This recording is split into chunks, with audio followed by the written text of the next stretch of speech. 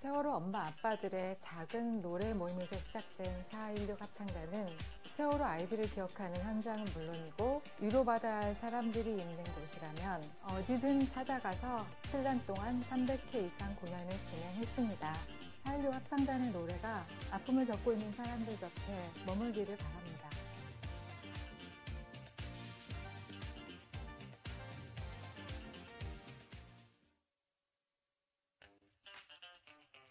평범한 사람들이 모여 한 땀 한 땀 마음을 엮어 팔찌와 천연 비누를 만들면서 생명, 안전, 기억, 미래에 대해 이야기를 나누는 것이 더불어 사는 세상을 위한 한 걸음이 된답니다.4.16 목공소는 슬픔과 절망을 딛고 새로운 희망을 찾고자 생존 공동체를 만들겠다는 마음으로 목공소를 시작했습니다.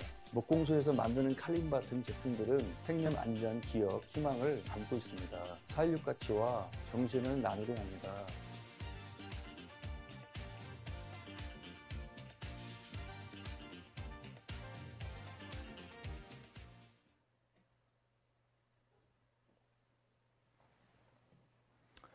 안녕하세요. 10월이 왔습니다. 7번째 안산 온마음센터와 함께하는 10월 원례 포럼. 오늘 특별한 또 연사분을 모시고 함께하려고 합니다. 무엇이 사고를 사회적 참사로 만드는가?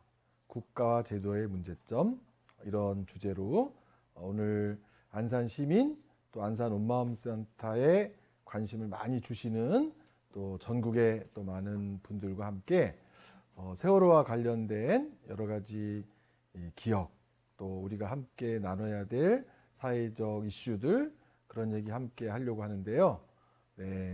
지금 많이 들어오고 계신가요?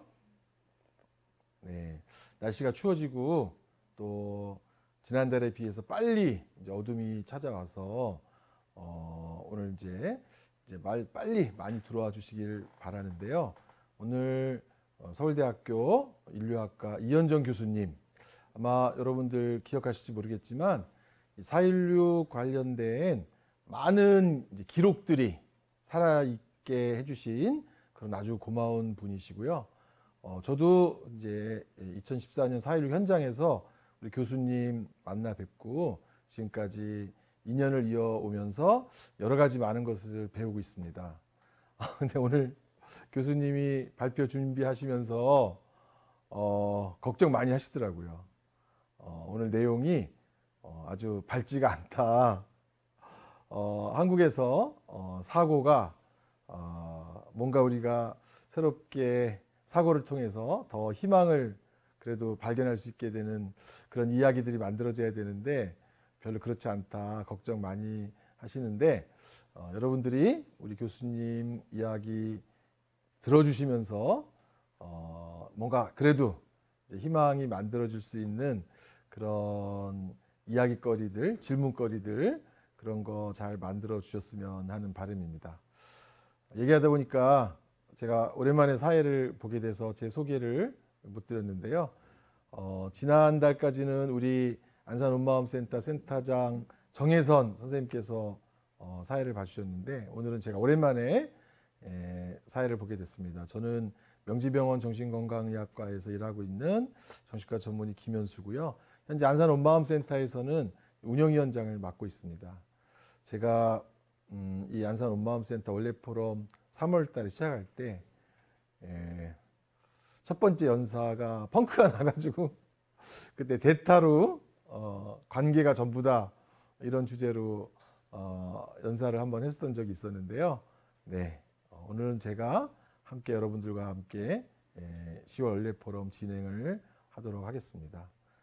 그럼 이제 우리 이현정 교수님, 서울대학교 인류학과에서 의료인류학 그런 분야를 포함해서 여러 가지 우리 사회에 필요한 인류학적 주제를 다뤄주고 계신데요. 이현정 교수님 모시고 무엇이 사고를 사회적 참사로 만드는가, 국가 제도의 문제점 이런 주제를 가지고 함께 우리가 지혜를 발견할 수 있는 그런 이야기를 들어보도록 하겠습니다. 그러면 이현정 교수님 카메라 우리 스포트 받을 때 여러분들 뜨거운 박수로 유튜브로 보시고 계시겠지만 뜨거운 마음으로 환영해 주시기 바라겠습니다. 자, 모시겠습니다. 네, 안녕하세요. 네, 서울대학교 인류학과의 이현정입니다.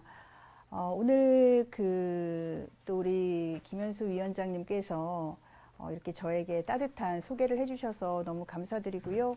아시는 분들은 아시겠지만 우리 또 김현수 선생님께서는 2014년도부터 온마음센터 센터장을 또 역임하셨고, 어떻게 보면은 오늘날에 그 세월호 그 사건에 관해서 이제 사람들이 더 이상 그 이야기를 하지 마라라고 하거나 또 잊혀지는 게 당연하다고 생각하는 사람들이 많이 있는데 반해서 지금까지 꾸준히 이 문제에 대해서 관심을 갖고 계시고, 또 저와도 여러 가지 이야기를 나누면서 또 제가 또 많이 배울 수 있는 이런 분이었던 것 같습니다. 소개 감사드리고요. 오늘 제가 말씀드릴 내용은 아까 그 운영위원장님께서도 말씀을 하셨지만 제가 많이 걱정이 되더라고요. 왜냐하면 지금까지 제가 그 연구자의 생활, 교수 생활을 쭉 하면서 오늘 발표가 아마도 가장 암울하고 또 가장 비판적인 그러한 발표가 될 것 같아요. 그래서 어찌 보면은 온마음센터에서 하는 원래 포럼이다 보니까 저희가 이야기를 나누고 나서 좀 희망적인 메시지를 같이 전달하고 우리가 으쌰으쌰 이렇게 해보자 이러면 좋을 것 같은데 제가 오늘 그러한 내용을 준비하지는 못했습니다. 제가 그 2014년부터 쭉 뭐 한 6년 정도 동안 현장에서 여러분들을 또 만나 뵙고 또 그 외에도 이곳저곳을 다니면서 이 세월호 참사와 관련된 기억들을 수집하고 또 기록물들을 또 모으는 그러한 일들을 어쩌다 보니 하게 되었는데요. 그런 작업을 하면서 결국 느끼게 된 것은 이 나라가 참 국가와 그리고 앞으로 말씀드리겠지만 언론 그리고 학교 그리고 의료 이 기본적인 어떤 제도에 있어서 커다란 문제를 가지고 있다는 것을 발견하게 되었고, 오늘은 그러한 좀 암담한 이 사회가 왜 이렇게 그런 끔찍하고 암울한 상태인 것인가 하는 점을 세월호 참사의 이야기를 중심으로 제가 발표를 해보도록 하겠습니다. 그러면은 화면을 중심으로 여러분들이 그 내용을 따라 같이 읽어가면서 진행을 하도록 하겠습니다.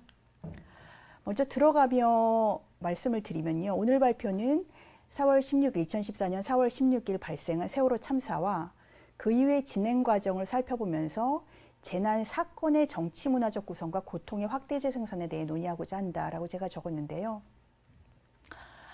그러니까 제가 좀 설명을 드리자면, 그러니까 세월호 참사가 어떤 참사로서의 그 자체로 이제 고통을 야기를 하고 또 하나의 역사적인 사건이지만 그것이 더 끔찍한 참사가 될 수밖에 없는, 그리고 제가 여기서 제목을 무엇이 사고를 이제 사건 혹은 사회적 참사로 만드는가라고 제목을 했을 때 제가 세월호 참사를 사고라고 보는 것은 아닙니다.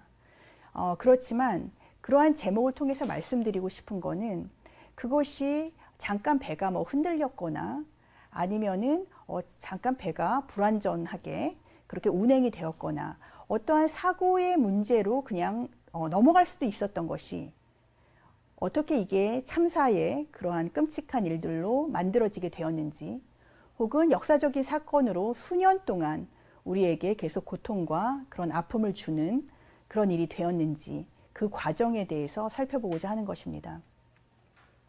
세월호 참사는 책임 당사자들의 무능력과 책임 회피를 반복적으로 겪으며 어떤 면에서는 우연적이고 어쩔 수 없는 경험으로서의 사고가 아니라 사실 확인과 해석이 요구된 역사적인 사건으로 자리매김을 했고요. 참사의 고통은 어쩔 수 없는 개인적인 문제에서 발생한 것이 아니며 제가 오늘 발표를 하겠지만 제도적이고 정치공학적인 요인에 의해서 그 고통이 배가 되고 강화되었다는 점에서 사회적 고통이다. 이것은 개인적인 고통을 넘어서는 사회적 고통이다라는 점입니다. 그렇다면 세월호 참사를 장기간 지속되는 광범위한 그런 사회적 참사로 만든 요인은 무엇일까? 라는 질문인데요. 오늘 발표에서는 2014년 5월부터 수행된 참여관찰, 제가 현장에서 이제 관찰을 했었던 내용들이요. 그리고 피해자 구슬주건로 그날을 말하다 총서의 내용을 중심으로 피해자의 관점에서 사회적 참사를 만드는 데 관여해온 국가와 제도 폭력, 그리고 의료화의 문제에 대해서 논의를 해보고자 합니다. 오늘 발표의 목차는 첫 번째는 권력의 자체 생산기구인 언론이라는 제목으로 언론의 문제를 짚어보려고 하고요. 두 번째는 국가의 규율 감시 권력과 야만성이라는 제목으로 한국의 국가의 문제를 다뤄보고자 합니다. 세 번째는 학교, 사회와 유리된 그들만의 통치왕국, 학교의 문제를 다루고요. 네 번째는 의료계의 비겁과 공감 부재라는 제목으로 의료의 문제를 다뤄보고자 합니다. 먼저 첫 번째로 권력의 자체 생산기구인 언론입니다. 제가 주목하는 것은 그 미디어가 갖고 있는 선정성과 비윤리성인데요. 손탁이라는 그러한 학자는 미디어는 대중에게 주목받는 이미지를 생산하고 소비하는 것에 일차적인 관심을 갖기 때문에 그 미디어가 발생시킬 수 있는 윤리적 문제에 대해서 상대적으로 둔감하다라고 일찍이 말한 바가 있습니다. 그런데 우리 사회에서 물론 세월호 참사 이외에도 미디어가 가지고 있는 선정성과 관음증적인 시선을 우리가 곳곳에서 볼 수 있지만 세월호 참사는 미디어의 선정성과 비윤리성을 가장 잘 드러낸 사건 중에 하나라고 할 수 있습니다. 먼저 교통사고 프레임이 기억나실지 모르겠는데요. KBS 김시곤 보도국장이 세월호 교통사고보다 희생자가 많지 않다라고 언급한 이후에 유가족들의 항의 속에 사퇴를 했습니다. 그러나 홍문종 새누리당 전 사무총장은 4월 29일 일종의 교통사고라고 다시 발언을 하게 되죠. 4년 뒤 2018년에 안상수 자유한국당 의원은 한국은 교통사고에 5천억을 지불한 나라라며 교통사고의 프레임을 지속했고요. 이러한 교통사고 프레임은 단지 정치인들의 입에서만 나왔을 뿐 아니라 처음부터 세월호 선박에 대한 검사와 규제를 철저히 하지 못한 기관과 침몰 발생 이후 구조 과정에서 역할을 다하지 못한 국가의 무능을 면책하는 담론으로 언론에 의해서 유포되었습니다. 이것은 단지 세월호 참사만의 문제는 아닌데요. 예컨대 1999년 유치원생 19명을 포함한 23명의 사망자를 낳은 시랜드 참사 때에도 이 문제가 단순히 모기향에 의한 사고다라고 과실치사를 강조하면서 언론은 당시 화성군 공무원들의 인허가 비리 문제를 감추곤 했습니다. 그래서 어떤 교통사고 프레임이라는 것이 단지 몇몇 사람들의 몰지각한 그러한 발언이 아니라 언론에서 이러한 프레임을 통해서 이 세월호 참사의 문제를 특정한 방식으로 해석하고자 시도했다는 거죠. 이러한 그 당시에 이제 2014년에 우리가 또 새롭게 접한 그 단어로 기레기라는 단어를 우리가 정말 많이 접할 수 있었는데요. 따라서 당시에 이러한 이야기들이 있었습니다. 언론의 문제가 결국은 클릭수에 따라서 보수를 받는 신자유주의적인 그런 경쟁 사회에서 어쩔 수 없는 것이다. 혹은 기자들의 그러한 비윤리적인 태도가 문제였다라고 이야기를 하는데요. 제가 실제로 만나본 기자들의 그런 경험담은 사실 한 가지로 환원될 수가 없고요. 적어도 악행을 정당화하는 그런 모습을 띠고 있지는 않았습니다. 예컨대 시사주간지 기자 한 명은 세월호 참사 이후 진실을 전달할 수 없는 기자로서의 자괴감에 우울증을 심하게 겪다가 기자 일을 중도에 그만둔 경우도 있었고요. 또 제가 만난 다른 젊은 방송국 기자 2명은 자신들이 기록을 가져가며 상부 데스크에서 검열되어 내용이 변경했던 일이 흔했던 2014년 4월 상황에 대해서 고백하면서 마음 아파했습니다. 그래서 제가 말하고자 하는 것은 이것을 개인, 기자, 개인의 어떤 개개인의 윤리적인 문제로 보는 것 자체가 매우 한계적인 시선이라는 겁니다. 이것은 기자 개인의 윤리를 넘어선 제도로서의 언론 자체에 우리가 주목할 필요가 있는데요. 다시 말해서 언론이란 무엇인가를 우리가 생각해 보면은 언론기관은 자체적으로 수익 구조를 가지고 정보를 생산해내는 기관으로서 수익성의 측면에서 보면은 기업과 비슷한 모습을 띠고 있습니다. 또 사회적인 영향력의 측면에서 보자면 기업보다 더 커다란 직접적인 영향을 가지고 있다고 생각할 수 있는데요. 그런데 우리가 기업과 언론기관은 차이가 있습니다. 기업은 규제하는 국가기관이 존재하고 소비자 단체와 국회에 의해 견제되는 반면에 언론은 언제든지 자기가 하고 싶은 말을 스스로 할 수 있는 예를 들어서 그것이 뭐 조선일보가 됐다면 조선일보, 아니면 한겨레 신문이 됐다면 한겨레 신문, 뭐 어느 쪽이든 상관없습니다. 뭐 언론 기관도 그렇고요. 아니면은 우리가 TV로 방송되는 것일 수도 있고요. 종편일 수도 있고요. 결국은 스스로 자기가 하고 싶은 말을 스스로 하는 그러한 권력을 지닌 제한 없는 권력을 지녔다는 그러한 특성을 가지고 있다는 겁니다. 이처럼 내가 하고 싶은 말을 내가 해버린다, 그리고 유포한다 라는 것을 할 수 있는 이러한 자기 권력을 스스로 생성하는 기관으로서 언론의 윤리라는 것은 무엇일까? 라는 점을 우리가 생각해 볼 필요가 있는데요. 언론의 관음적이고 비윤리적인 태도를 우리가 세월호 참사를 통해서 다시 한번 기억을 되짚어 볼 필요가 있습니다. 2014년 4월 16일 밤에 팽목항에는 텐트 한두 개밖에 없었고 아무도 혼란스러운 상황을 지휘하거나 관리하고 있지 않았으며 아이들의 시신은 올라오는 대로 텐트 바닥에 던져지고 있었습니다. 그때 기자들은 그 현장의 생생한 장면을 찍기 위해 시신을 덮어놓은 천을 마음대로 들추고 카메라에 플래시를 터뜨리는 그러한 행동을 했습니다. 그리고 그 진도체육관에서 있었던 여러 가지 언론의 행태를 보면서 예컨대 성우아빠 최경덕 씨는 체육관에서 벌어지는 지옥과 같은 난리통을 마치 극영화라도 보는 듯이 흥미로워하며 찍어대는 이들을 견디기 어려웠다라고 고백하고 있습니다. 제도로서의 언론은 이처럼 무자비한 제도적인 권력을 이용해 죽음 앞에서도 자신의 필요를 위해 탐닉하는 모습을 보여줬으며 아픈 자의 마음을 더 아프게 하는 데 일조를 했다는 겁니다. 성우아빠 최경덕 씨의 그 인용구를 보죠.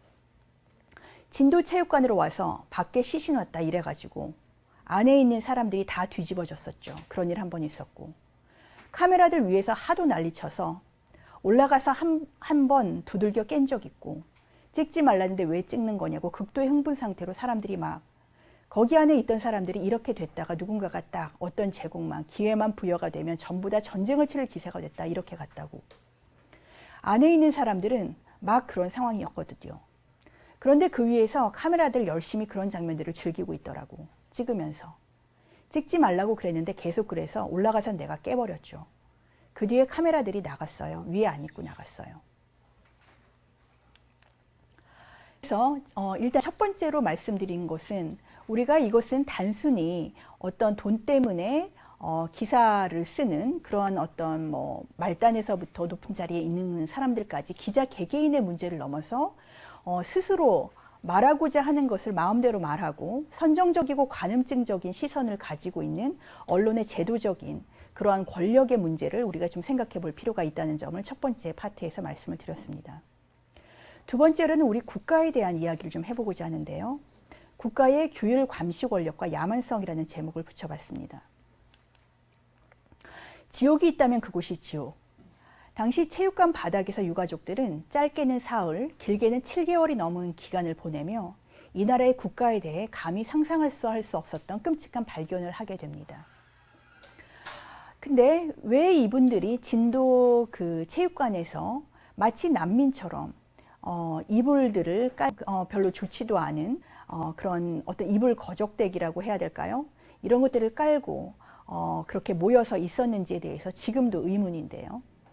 팽목항과 훨씬 더 가까운 곳에 강당과 숙박시설을 갖춘 남도 국악원이 있었지만 정부는 피해자들을 체육관에 머무르게 하면서 남도 국악원에는 경찰 간부들이 묵도록 조치를 했습니다.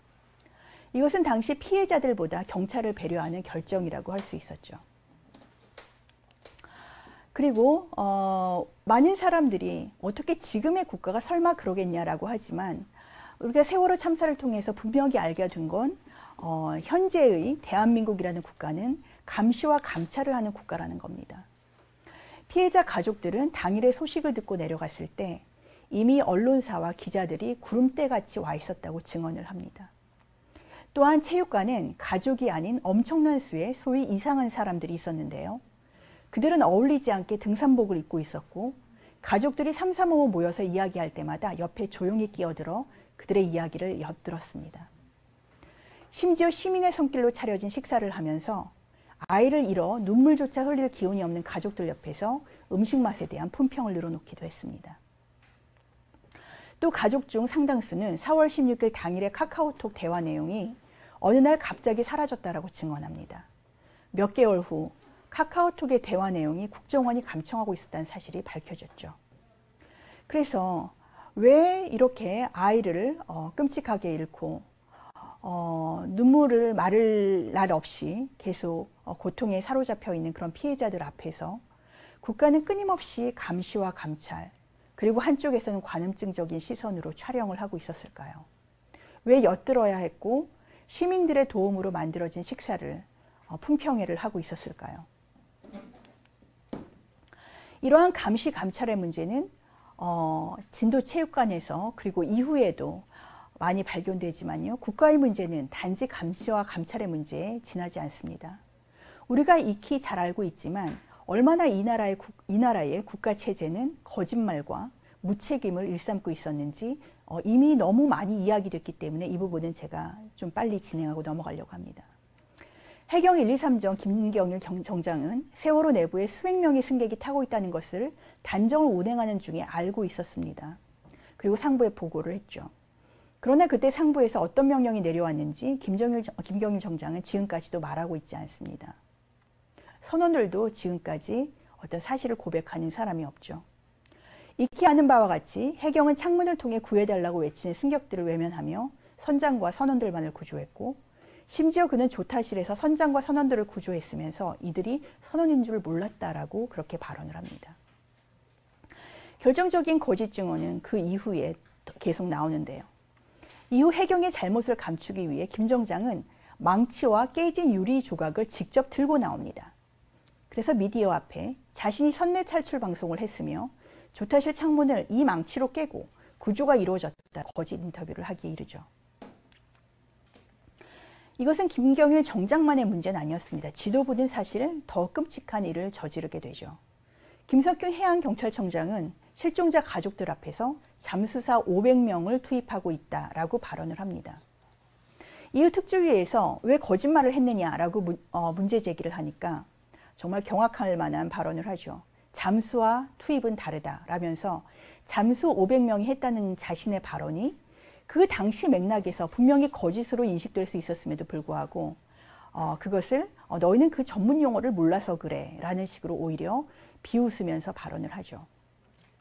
이호준 특조위원이 공개한 녹취록에 따르면 해경은 4월 17일 오전 7시 8분과 51분 두 차례 청와대와의 통화에서 해경 잠수 인력이 8명 투입됐다라고 보고했고 이 내용은 해양수산부 상황실에도 전달됐습니다. 김석균 청장이 500명 투입이라고 거짓을 말할 때 옆에 있었던 이주영 장관은 당시에 기억하실는지 모르겠지만 수염을 기르고 진도에 계속 오랫동안 머물러서 어떤 세월호 피해자들을 굉장히 돌보는 그런 의인의 모습인 것처럼 그려졌던 사람이죠. 근데 사실은 이주영 장관의 행태에도 여러 가지 문제들이 많은데 그런 것들이 잘 알려져 있지 않습니다. 이주영 장관 당시 그것이 거짓인 줄 알고 있었음에도 정정하지 않습니다. 현장 지휘의 총책임을 맡아야 했던 김문홍 목포해양경찰서 서장은 침몰 지점과 겨우 15분 거리에 떨어져 있는 삼천 구함에 머무르고 있었는데요. 현장 지휘를 하지 않습니다. 왜 현장 지휘를 하지 않았느냐라고 물었을 때 그는 대답을 합니다. 잘 되고 있는 것 같아서 특별히 개입하지 않았다. 이러한 발언들을 우리가 지도부를 통해서 들었었죠. 그렇다면 해경만의 문제였을까요?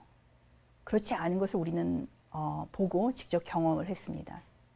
유가족들은 참 안타깝게도 팽목항에서 사흘째 되던 날 청와대를 향한 행진을 시도합니다.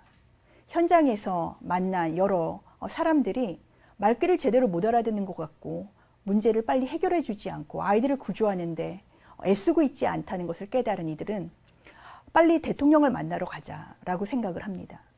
그동안 국가 대응의 잘못이 현장의 소식이 청와대로 제대로 전달되지 않기 때문이 아닐까라고 의심을 했던 거죠.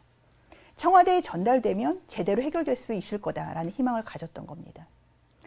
그러나 가족들은 대통령이 5월에 유가족을 청와대로 초청하고 국민 담화를 발표한 뒤 갑자기 태도를 바꾸는 것을 보고 그들의 한가닥 기대와 희망이 잘못된 것이라는 걸 깨닫게 됩니다.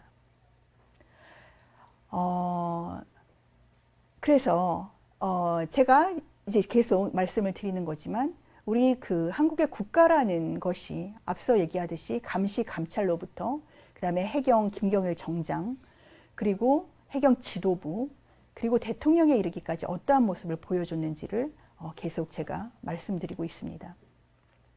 그 대통령에 대한 배신감 혜원 아빠 유영민 씨는 다음과 같이 말을 합니다. 이따가 저희가 또 같이 만나 뵙기도 할 건데요. 배신감을 느낀 기점은 그 박근혜 대통령이 우리 만나고 나서 얼마 안 있다가 대국민 연설한 게 있어요. 우리는 그 연설을 악마의 눈물, 악어의 눈물이라고 불러. 그 발표하고부터 바로 이제 여당 애들이 엄청나게 가족을 압박을 해오지. 그게 바로 그때 당시 이제 사람들이 6.4 지방선거로 연결되고 7.3 재보선 선거로 연결되면서 야당이 패하면서 여당에서 노골적으로 대놓고 가족을 이제 핍박을 하는 거지. 특별법 무산시키고 안 된다고 하면서. 그때부터 우리나라가 진보 보수로 나눠지지. 또 그때 대국민 사과 딱 하고 나서부터 바로 느껴졌어요. 이거는 우리를 이용한 거구나. 가족들 이용한 거구나. 이용할 사람이 없어서 이런 사람들, 아픈 사람들을 이용하는구나. 정치라는 게 이래서 무섭구나 라는 걸 알았지.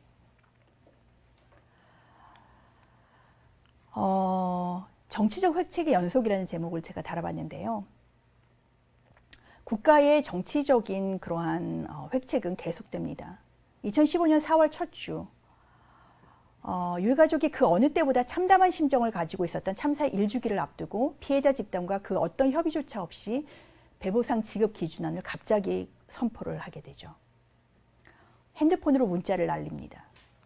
2019년 5월 공개된 기무사 문건은 세월호가 침몰한 지 5일 후부터 정부에 대한 비판 여론을 종북과 반정부 활동으로 매도하고 참사 한 달 여후인 5월부터는 세월호 참사 유가족을 사실상 종북 세력으로 규정하고 대응책을 실시해왔다는 것을 드러냅니다. 이 대응책에는 진도지역 21명, 사이버 활동 10명 등 기무사 요원 배치, 유가족 가족 접근 반정부 활동 조장 불순 세력 차단, 단원고 선후배 지역 주민들의 촛불 시위 등 반체제 징후 포착이 활동 계획으로 포함되어 있었다는 것이 나중에 드러나게 되죠. 국가의 야만적 폭력은 이러한 정치적 획책에 넘어들지 않고 한정되지 않고 직접적인 물리적 폭력으로도 나타납니다. 참사 1주기 행사가 이루어진 2015년 4월 16일과 17일 이틀 동안 유가족은 경찰이 만든 차벽으로 가로막혀 화장실도 가지 못한 채 광화문 광장 안에 갇히게 됩니다. 집회 도중 유가족 한 명은 경찰로부터 떠밀려 넘어지는 바람에 갈비뼈 4개가 부러지고 일부가 폐를 찔러 피가 고이는 증상으로 병원에서 수술을 받기도 하고요. 2015년 5월 2일 유가족과 시민단체로 구성된 4.16 연대는 노동절을 기념하여 청와대로 행진을 시도하다가 경찰과 격렬히 대치하고 이날 유가족은 물대포와 캡사이신의 세례를 받기도 하죠. 여기에 제가 적은 거는 이것뿐이지만 이외에도 유가족들과 그리고 여러 시민들이 집회를 했을 때 국가가 만들어낸 여러 가지 폭력적인 장면들은 이루 헤아릴 수가 없습니다. 그렇다면 촛불 집회 이후에 만들어진 문재인 정권 이후에 변화가 있었을까요? 문재인 정권은 2019년 5주기에도 피해자 집단의 분열을 이유로 공식적인 국가적 애도를 책임 회피합니다. 촛불로 인해서 그리고 촛불 그 집회 당시에 여러분들이 참여하신 분은 특히 기억을 하실지 모르겠는데 가장 앞자리에 항상 우리 세월호 가족분들이 있었어요. 그만큼 세월호라는 그런 세월호 참사라는 사건 자체가 이 나라를 바꿔야 한다는 국민들의 열망을 이끌어내는데 가장 결정적이고 핵심적인 그런 이슈였던 거죠. 그런데 문재인 대통령은 당선이 되고 나서 5주기 행사 때 드러내질 않습니다. 그리고 새롭게 구성된 특조기는 국민의 망각을 빌미로 진실규명의 활동을 철저하게 진행하지 못하고 있고 그리고 정부는 거기에 대한 어떠한 조치를 취하고 있지도 않습니다. 정권이 바뀌었지만 달라지지 않는 진상규명의 과제를 붙들고 피해자 가족들은 과연 지금 정권이 그들이 촛불을 통해 얻어낸 정권인가를 질문하고 있습니다. 정권은 바뀌었으나 국가의 모습은 변하지 않은 것을 통해 우리는 대한민국이라는 국가에 대해서 무엇을 깨달을 수 있는가라고 제가 질문을 하는데요. 그러니까 어찌 보면 박근혜 정권 당시에는 이것이 정권의 문제가 아닐까. 물론 정권 간의 차이가 없다는 것은 아니지만 이것이 정권의 문제일 거라고 굳게 믿으며 이 정권을 바꾸면 해결되지 않을까라는 그런 희망과 기대를 가졌던 것이 또 사실입니다. 그런데 문재인 정권이 무엇을 얼마만큼 변화를 시켰는가를 생각해 보면 사실은 부정적인 생각이 들지 않을 수가 또 없는 거죠. 그래서 여기서 우리가 생각해 봐야 될 것은 정권을 넘어선 국가에 대한 문제입니다. 국가는 국민들의 합의와 그리고 국민들의 어떤 투표 과정을 통해서 뽑힌 그러한 기관이고 그러한 대표자입니다. 그런데 이러한 국가가 가장 약하고 어려운 상황에 처해 있는 국민들을 돌보지 않고 오히려 그들을 감시 감찰하고 그들을 이용해서 자신들의 이익을 취하고 그럴 때 이것을 국가라고 우리가 부를 수 있을까? 이 점에 대해서 좀 생각할 필요가 있는 것 같습니다. 세 번째는 좀 논해보고자 합니다. 사실 세월호 참사에서 언론에 대한 문제나 국가에 대한 문제는 이곳저곳에서 제가 아니라도 여러분들께서 또 논의를 해준 그런 것이 있었는데요. 학교에 대한 문제는 사실 우리가 너무나 중요하게 처음에 사고가 됐었음에도 불구하고 처음에 그런 학교 문제가 제기가 됐었음에도 불구하고 지금까지 이 문제가 지속적으로 강렬하게 논의되지는 못하고 있는 것 같습니다. 그래서 파트 세 번째는 학교, 사회와 유리된 그들만의 통치왕국이라는 제목으로 제가 학교의 문제를 좀 논해보고자 합니다. 첫 번째는 단원고의 사후 처리의 부실함입니다. 강교감의 자살로 기억을 하시는지 모르겠는데요. 2명 반에 남지 않은 생존 교사들이 있었죠. 그리고 이들은 참사 이후 곧바로 정근 신청을 해서 다른 학교로 배정을 받습니다. 학교에서는 참사 이후에 그 당시 교사들이 무엇을 하고 있었으며 학생 인솔 문제를 어떻게 했는가에 관해서는 일체 조사를 하지 않았습니다. 물론 당시의 생존 교사들도 참사 생존자라는 점에서 그들의 고통을 우리가 축소할 수는 없을 겁니다. 그렇지만 저는 제가 이 일을 보면서 여러 번, 저도 이제 학교에서 선생을 하고 있잖아요. 여러 번 생각을 해봤습니다. 내가 만약에 인솔했던 학생들이 이러한 참사를 겪게 되었고 내가 만약에 생존해 왔으면 물론 내가 너무 힘들고 내가 직면해야 되는 심리적이고 육체적이고 정신적인 어떤 여러 가지 무게들이 어마어마하겠죠. 그렇지만 그래도 교사라면, 그래도 선생이라면 그 부분에 대해서 어떤 이야기가 있어야 되지 않을까. 그런데 참사 후 생존교사들이 보인 어떤 무책임한 모습은 제가 볼 때는 바로 오늘날 한국 학교의 모습을 대변하고 있다고 생각합니다. 가만히 있으라는 학교의 위계성, 우리가 많이 외쳤던 구호가 초기에 가만히 있으라라는 그런 가만히 있지 않겠습니다. 기억하겠습니다. 라는 구호였는데요. 이 나라의 학생들은, 그러니까 이 나라라는 건 우리나라죠. 안타깝게도. 이 나라의 학생들은 학교에서 새로운 지식을 배우고 함께 나누는 즐거움을 경험하기보다 오로지 대학 합격을 목표로 돌아가는 입시체제의 수동적인 주체로서 살아가도록 강요가 됩니다. 입시체제에 맞지 않다고 판단된 존재들은 일찌감치 교사들과 친구들의 관심으로부터 배제되죠. 그리고 이러한 교육체제는 단지 학교만의 문제라고 보기도 힘든 것이 대학 중심의 위계적인 사회에 익숙하고 그 사회 속에서 자녀가 들어가기를 열망하는 많은 부모들의 암묵적인 동의와 협조로 더욱더 강화됩니다. 즉 학교가 입시 위주의 교육을 하는 것에 대해서 부모들이 우리 아이들을 저렇게 키우지 말고 보다 자주적이고 자유로운 그런 사람들로 키워달라고 요청하는 것이 아니라 더 입시 교육에 그러한 수능적인 주체로 양성시켜달라고 부모들도 같이 거기에 동의를 하고 있는 형국이죠. 대학이 평생 그 사람의 미래를 결정짓는 요소로 작용하는 터무니없는 사회 속에서 유치원에 가기 전부터 길들이고 그런 체제 속에서 뼛속까지 적응하기만을 바라는 사회가 바로 한국 사회입니다. 그리고 이런 사회에 우리는 끊임없이 어렸을 때부터 가만히 있으라를 계속 학습하고 배우고 몸에 익히면서 살아가게 되는 거죠. 권위적인 교사의 태도. 혁이 엄마의 발언은 자신에게 거짓말을 하고 그로 마지막 인사조차 제대로 나눌 수 없게 만든 담임 교사에 대한 섭섭함과 분노가 지금까지도 얼마나 크게 상처로 남아있는가를 보여주는데요. 혁이는 제가 잠깐 그 맥락을 이야기를 하면 사실 그 수학여행을 가지 않으려고 했었어요. 그런데 담임 선생님이 가야 된다고 해서 이제 보내게 됩니다. 보내게 되는데 혁이가 핸드폰을 가지고 가질 않아요. 그래서 혁이와 연락이 되지 않으니까 선생님에게 연락을 했더니 선생님이 이제 전화를 하게 해준다고 그랬는데 결국은 통화를 못하죠. 그래서 혁이 엄마는 한편으로는 집에 남아있는 핸드폰에 계속 문자가 오는 것을 직접 목도를 하면서 혁이와는 통화가 되지 않은 그러한 고통을 겪었어야 됐던 겁니다. 혁이 엄마 조순애 씨의 말입니다.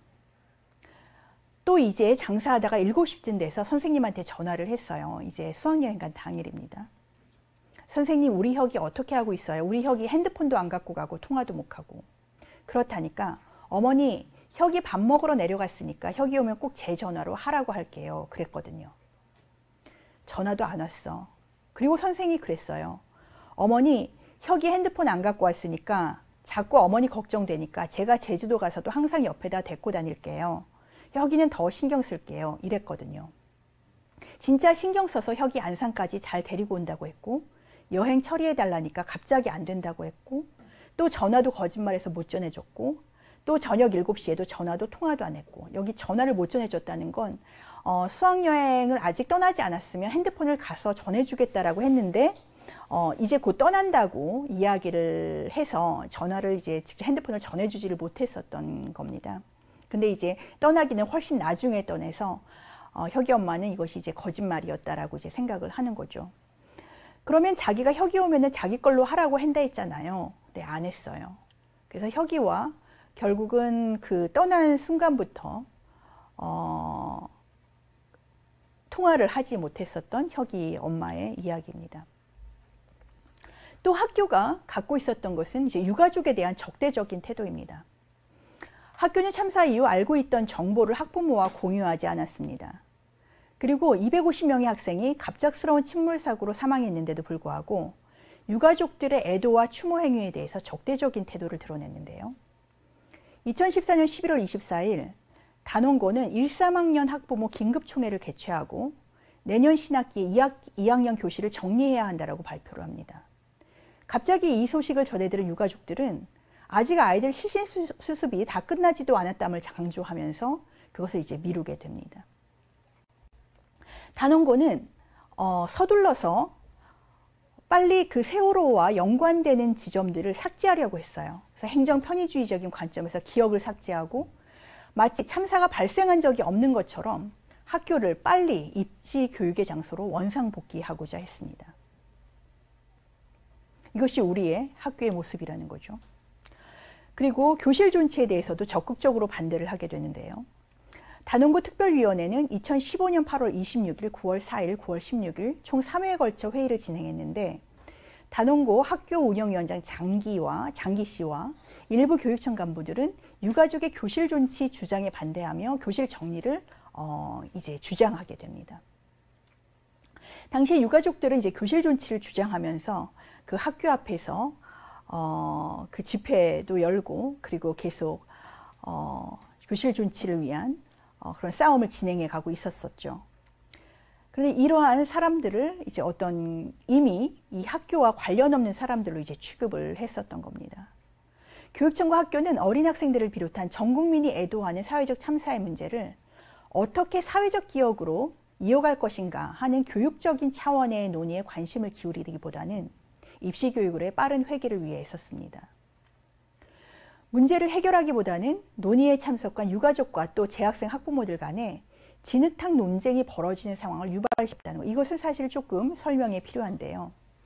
이제 교실 존치를 이제 주장하는 이제 유가족분들과 교실을 빨리 정리하고자 하는 이제 재학생 이제 집단이 있는데, 그것도 모든 재학생 그 학부모 분들이 그렇게 생각했었던 것은 아니라 오히려 이러한 갈등을 만드는데 학교가 적극적으로 개입을 하게 된다는 겁니다. 학교가 이 학교의 그 교실들을 어떤 식으로 그런 사회적 기억을 보존하거나 우리가 또 이 문제를 해결하는 데 있어서 그 장소를 활용하고 또 우리가 기억을 이어가 나갈 것인가 라는 문제를 적극적으로 사고하지 않고, 오히려 재학생들의 학습권 이야기를 먼저 꺼내고, 또 그것을 어떤 1, 3학년 학부모들과 2학년 학부모들 사이에 어떤 싸움물을 만들어내는 그러한 역할을 했다는 거죠.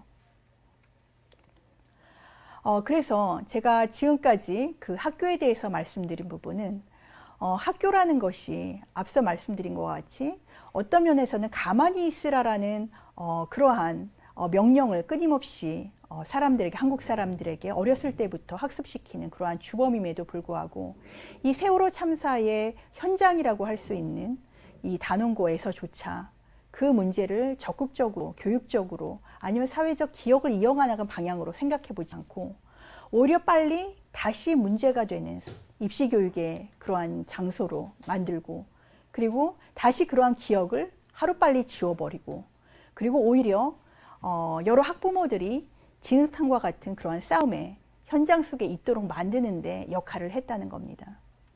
거기서 도대체 교사의 역할이라는 건 무엇이고, 학교의 책임이라는 것은 무엇이고, 당시에 그 수학여행을 데리고 가고 기획하고 이 모든 것을 했었던 학교의 문제는 어째서 지금까지도 단 한 번도, 적어도 제가 기억하기로는 단 한 번도 제대로 논의되거나 이야기가 되고 있지 않은지 그렇게 질문을 해볼 수 있을 것 같습니다.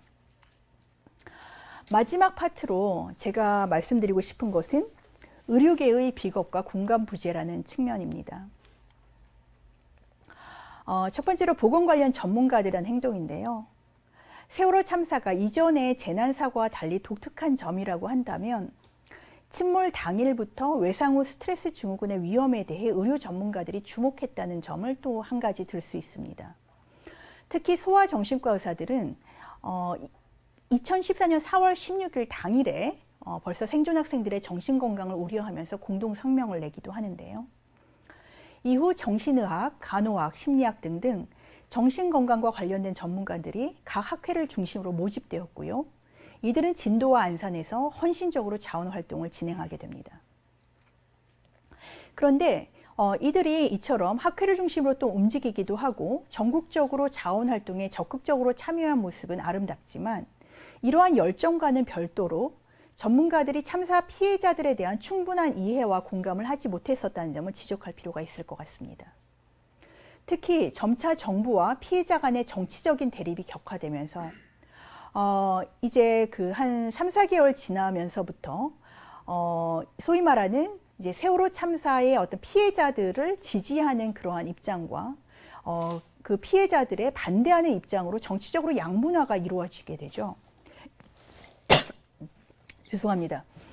그렇게 양분화가 이루어지는 상황에서 잠깐 물 좀 마시고 갈게요.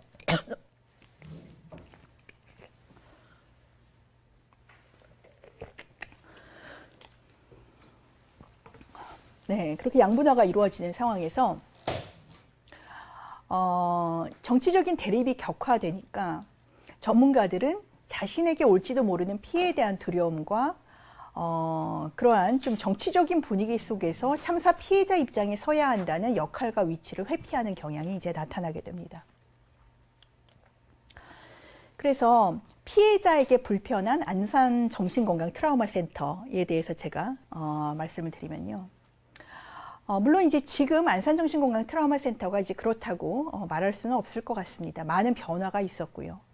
그렇지만 초기에 어찌 보면 피해자들이 가장 어렵고 또 당시에 지원과 지지가 많이 필요한 상황에서 이러한 이들의 정신건강뿐 아니라 어떤 보건복지 전반에 관심을 갖는 전문가들이 어떻게 행동했었는 게 옳았을까라는 지점은 우리가 지금 다시 한번 검토해 볼 필요가 있다는 거죠.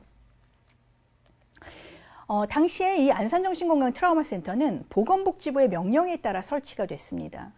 그러다 보니까 이 정부와 대립하고 있고 이 국가에 의해서 만들어진 참사라고 생각했었던 피해자들이 마음 편히 다가갈 수 있는 곳이 아니었습니다. 그래서 이 센터가 가지고 있었던 구조적인 그런 특성 자체가 가진 문제들이 있었다는 거죠. 그리고 참사가 발생된 뒤 사태가 더 정치적으로 악화할 것을 두려워했었던 정부는 당시에 피해자나 피해자의 가족 중에 자살자가 나올 것을 우려해서 당시에 센터의 전문가들은 2~3명씩 팀을 꾸려서 각 집에 자살 위험이 있는지를 조사하는 과정이 있었습니다.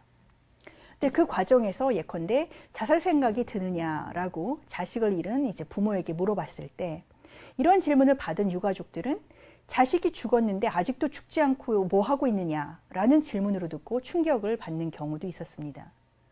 그러니까 그 당시에 이러한 참사가 있고 나서 국가에서 어떠한 정신건강 문제를 대응할 수 있는 기관을 마련해야 된다는 필요를 제기하고 또 전문가들이 그렇게 제기를 했기 때문에 이런 일이 이루어진 것 자체가 나쁘다고 말할 수는 없습니다. 그것은 굉장히 어떤 면에서는 일진보한 그러한 것이었지만 문제는 그 당시에 정부의 입장에 쓸 수밖에 없었고 또 보건복지부의 명으로 이제 세워진 이 안산정신건강 트라우마 센터의 이제 전문가들은 피해자 입장에 우리가 서야겠다라는 것을 분명히 하지 못하고 되게 애매한 입장 속에서 서면서 오히려 정부의 그러한 아주 초기의 상황이지만 그러한 정부가 정치적으로 악화될 것을 두려워해서 이것을 막는 데 오히려 봉사하게 되는 그러한 초기 상황이 있었다는 거죠. 그리고 의료인의 정치적 중립성에 대해서도 우리가 생각해 볼 필요가 있는데요. 초기 안산정신건강 트라우마센터의 전문가들은 보건복지부령에 의해 임금을 받는 중공무원과 같은 입장이다 보니 피해자들을 그들이 가지고 있는 의료 패러다임 속에서 환자로 보는 것 외에는 다른 관점을 가지기가 좀 어려웠습니다. 반면에 피해자들은 자신들을 환자라고 생각하지 않았다는 거죠.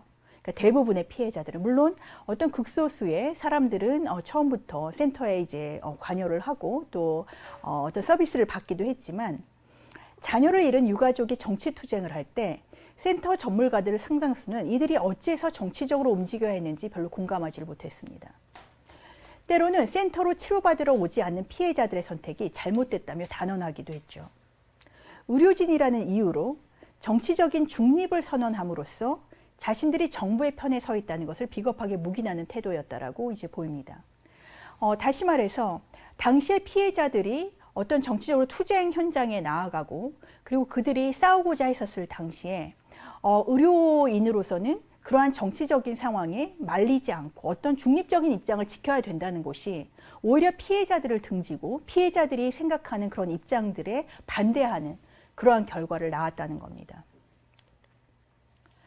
우리가 전문가주의에 대해서 한번 생각해 볼 수 있을 것 같은데요. 물론 저도 소위 말하는 이제 전문가라는 사람이고 세월호 참사를 통해서 여러 가지를 많이 반성하게 되고 또 깨닫게 되었습니다만 초기 대다수 전문가들은 이제 의료 전문가라는 사람들이 여러분들도 뭐 병원에 가시고 뭐 큰 병원이든 작은 병원이든 가시면 알겠지만 굉장히 위계적인 구조와 또 어떤 그런 틀 속에서 활동을 하는 그런 분들입니다.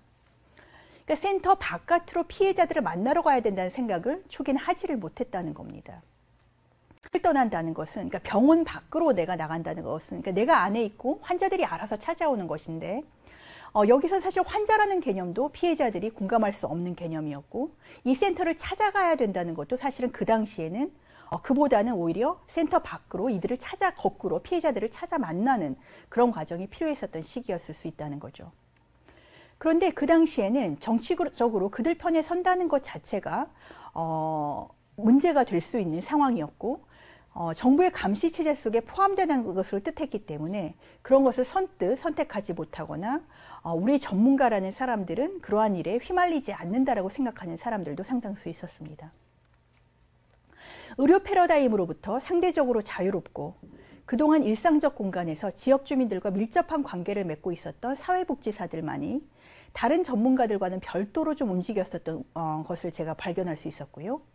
피해자들과 함께 집회에 참여하며 공감하는 것을 선택했는데 그것은 이제 이 피해자들과 어떤 면에서 더 현장에서 더 공감을 많이 할 수 있었던 그러한 맥락들과 역사들이 있었는가를 또 보여주는 점이기도 했습니다.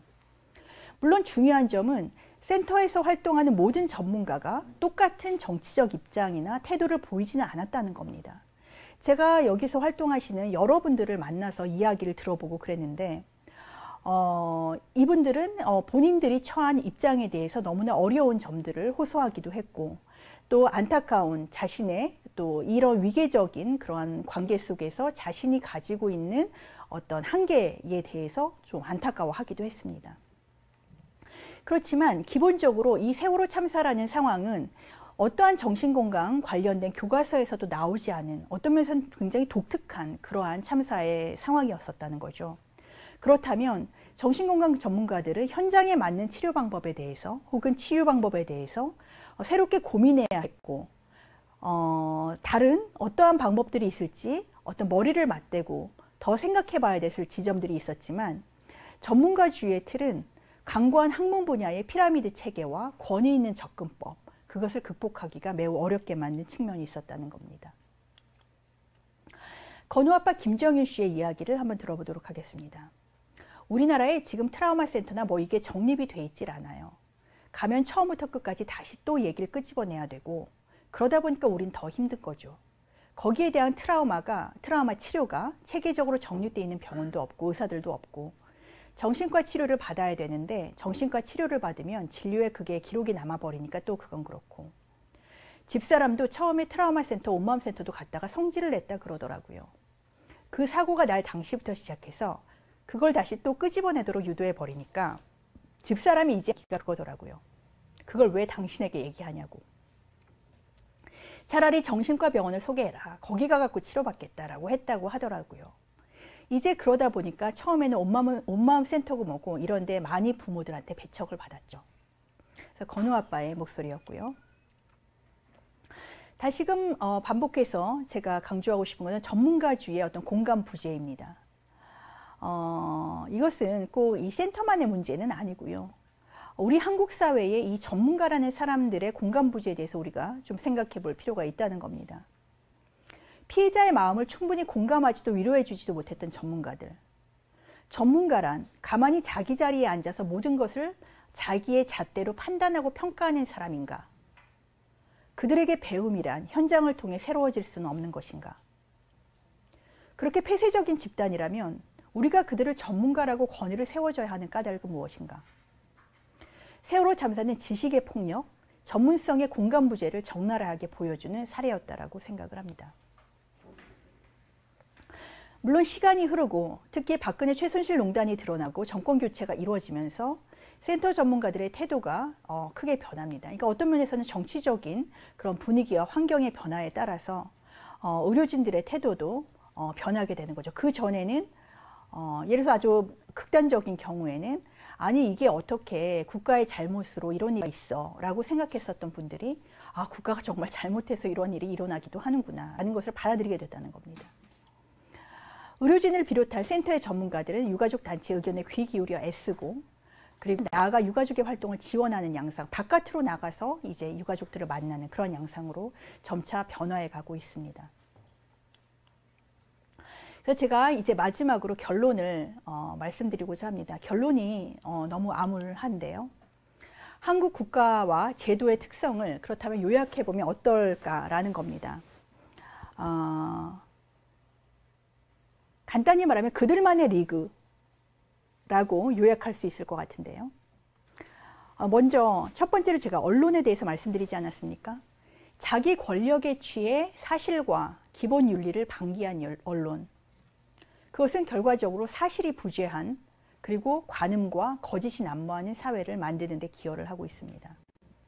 두 번째로 국민들을 대표하지 못하는 국민들에 의해서 만들어졌지만 대표하지 못하는 규율과 감시가 우선인 국가는 가장 약하고 힘든 그러한 국민들을 돌보아야 되는 그러한 역할이 부재하고 그에 따라서 국민은 보호받을 권리가 박탈되는 그런 양상을 보입니다.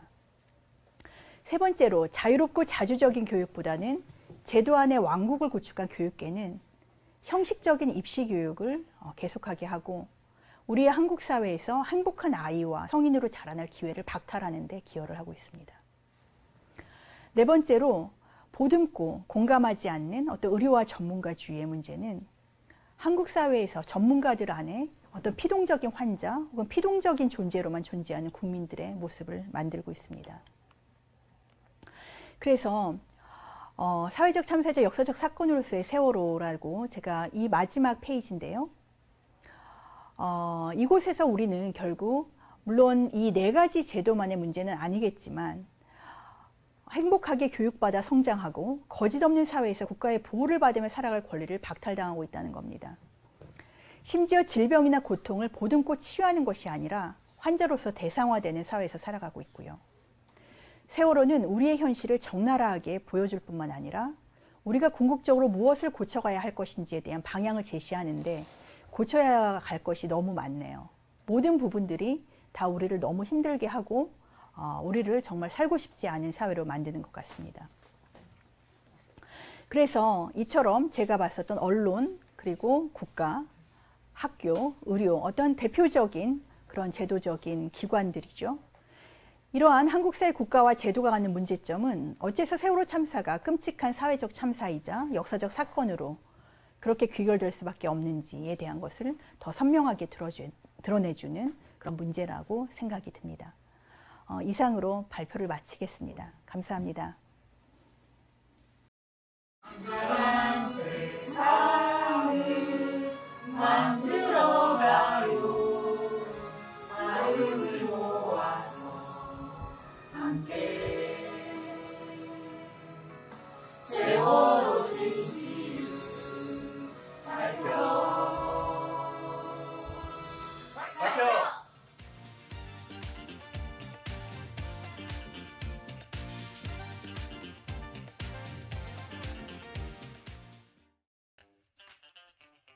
세월호 엄마 아빠들의 작은 노래 모임에서 시작된 4.16 합창단은 세월호 아이들을 기억하는 현장은 물론이고 위로받아야 할 사람들이 있는 곳이라면 어디든 찾아가서 7년 동안 300회 이상 공연을 진행했습니다. 4.16 합창단의 노래가 아픔을 겪고 있는 사람들 곁에 머물기를 바랍니다.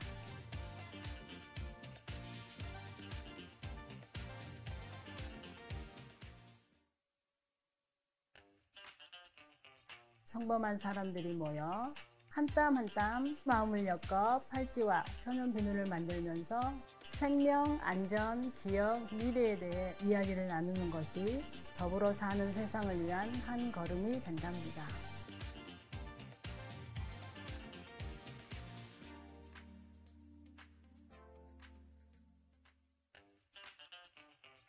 사활용 목공소는 슬픔과 절망을 딛고 새로운 희망을 찾고자 생존 공동체를 만들겠다는 마음으로 목공소를 시작했습니다.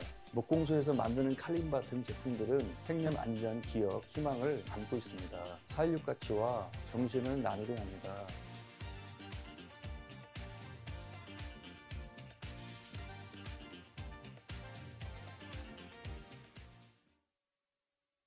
네, 우리 이현정 교수님 어려운 강연 잘 들었습니다. 2014년의 기억부터 최근에 이르는 시간까지 이 학교, 의료기관, 언론, 국가, 여러 우리 사회를 이루고 있는 중요한 기관들이 이 사회적 참사를 대하는 기본적인 태도가 우리를 얼마나 아프게 하는지 그런 것을 다시 돌아보게 해주는 그런 시간이었습니다. 네, 여러분들 어려운 이야기 잘 해주셨다라는 격려의 문구를 보내주신 그런 청중분들도 계시고요. 오늘 밤을 잠을 못 자겠다 이렇게 아까 써주신 그런 분도 계셨고, 잘 들었다는 분도 계셨고, 교수님 수고 많았다 그래서 교수님을 오히려 격려하는 그런 문자를 보내시는 분도 많이 계셨던 것 같아요. 제가 마스크를 저만 쓰고 있네요, 지금. 네, 오늘 지금 교수님 강연에 이어서 이제 앞으로 오늘 2부에서 이야기 나눠주실 손님이 오늘 함께 나오셨는데요. 아까 그 교수님께서 구술하시면서 인용했던 구술 이야기 속에서 이제 이름 성함이 나왔는데 제 옆에 좀 화면 잡아주시겠어요?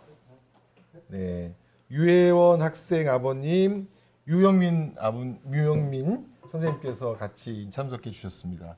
네, 오늘 어려운 발걸음 이렇게 해주셔서 감사드리고요. 그래서 2부에서는 우리 유영민 선생님, 이현정 교수님하고 함께 우리 이제 이현정 교수님께서 던져주신 이 사회적 참사, 역사적 사건으로서 세월호 속에서 우리가 이 여러 사회적 기관들이 왜 이렇게 할 수밖에 없는가 하는 것에 관한 이야기를 나눠보도록 하겠습니다.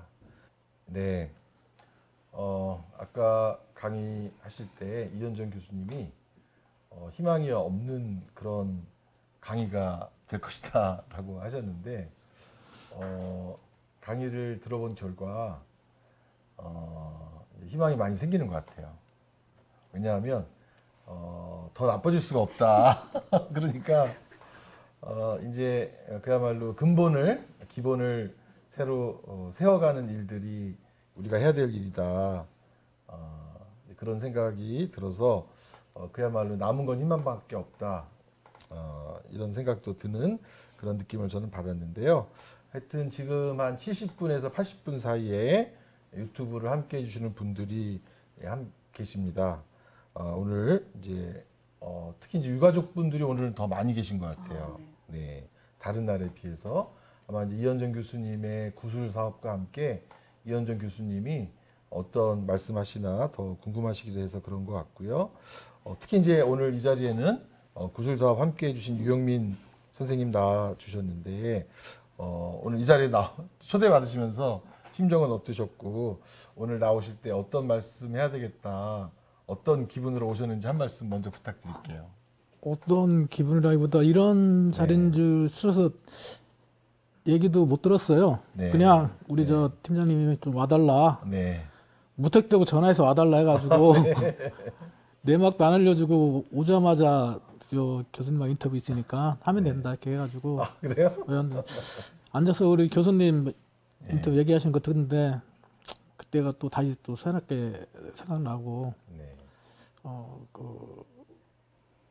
아픔이라기보다는 좀 뭔가 다시 나를 조금 되새기는 시간을 다시 되돌리는 그 시간을 다시 생각하는 그런 시간이 돼가지고 아프기도 하고 또 한편으로는 뭔가 해야겠구나 하는 뭐 그런 좀 마음가짐을 갖게 합니다.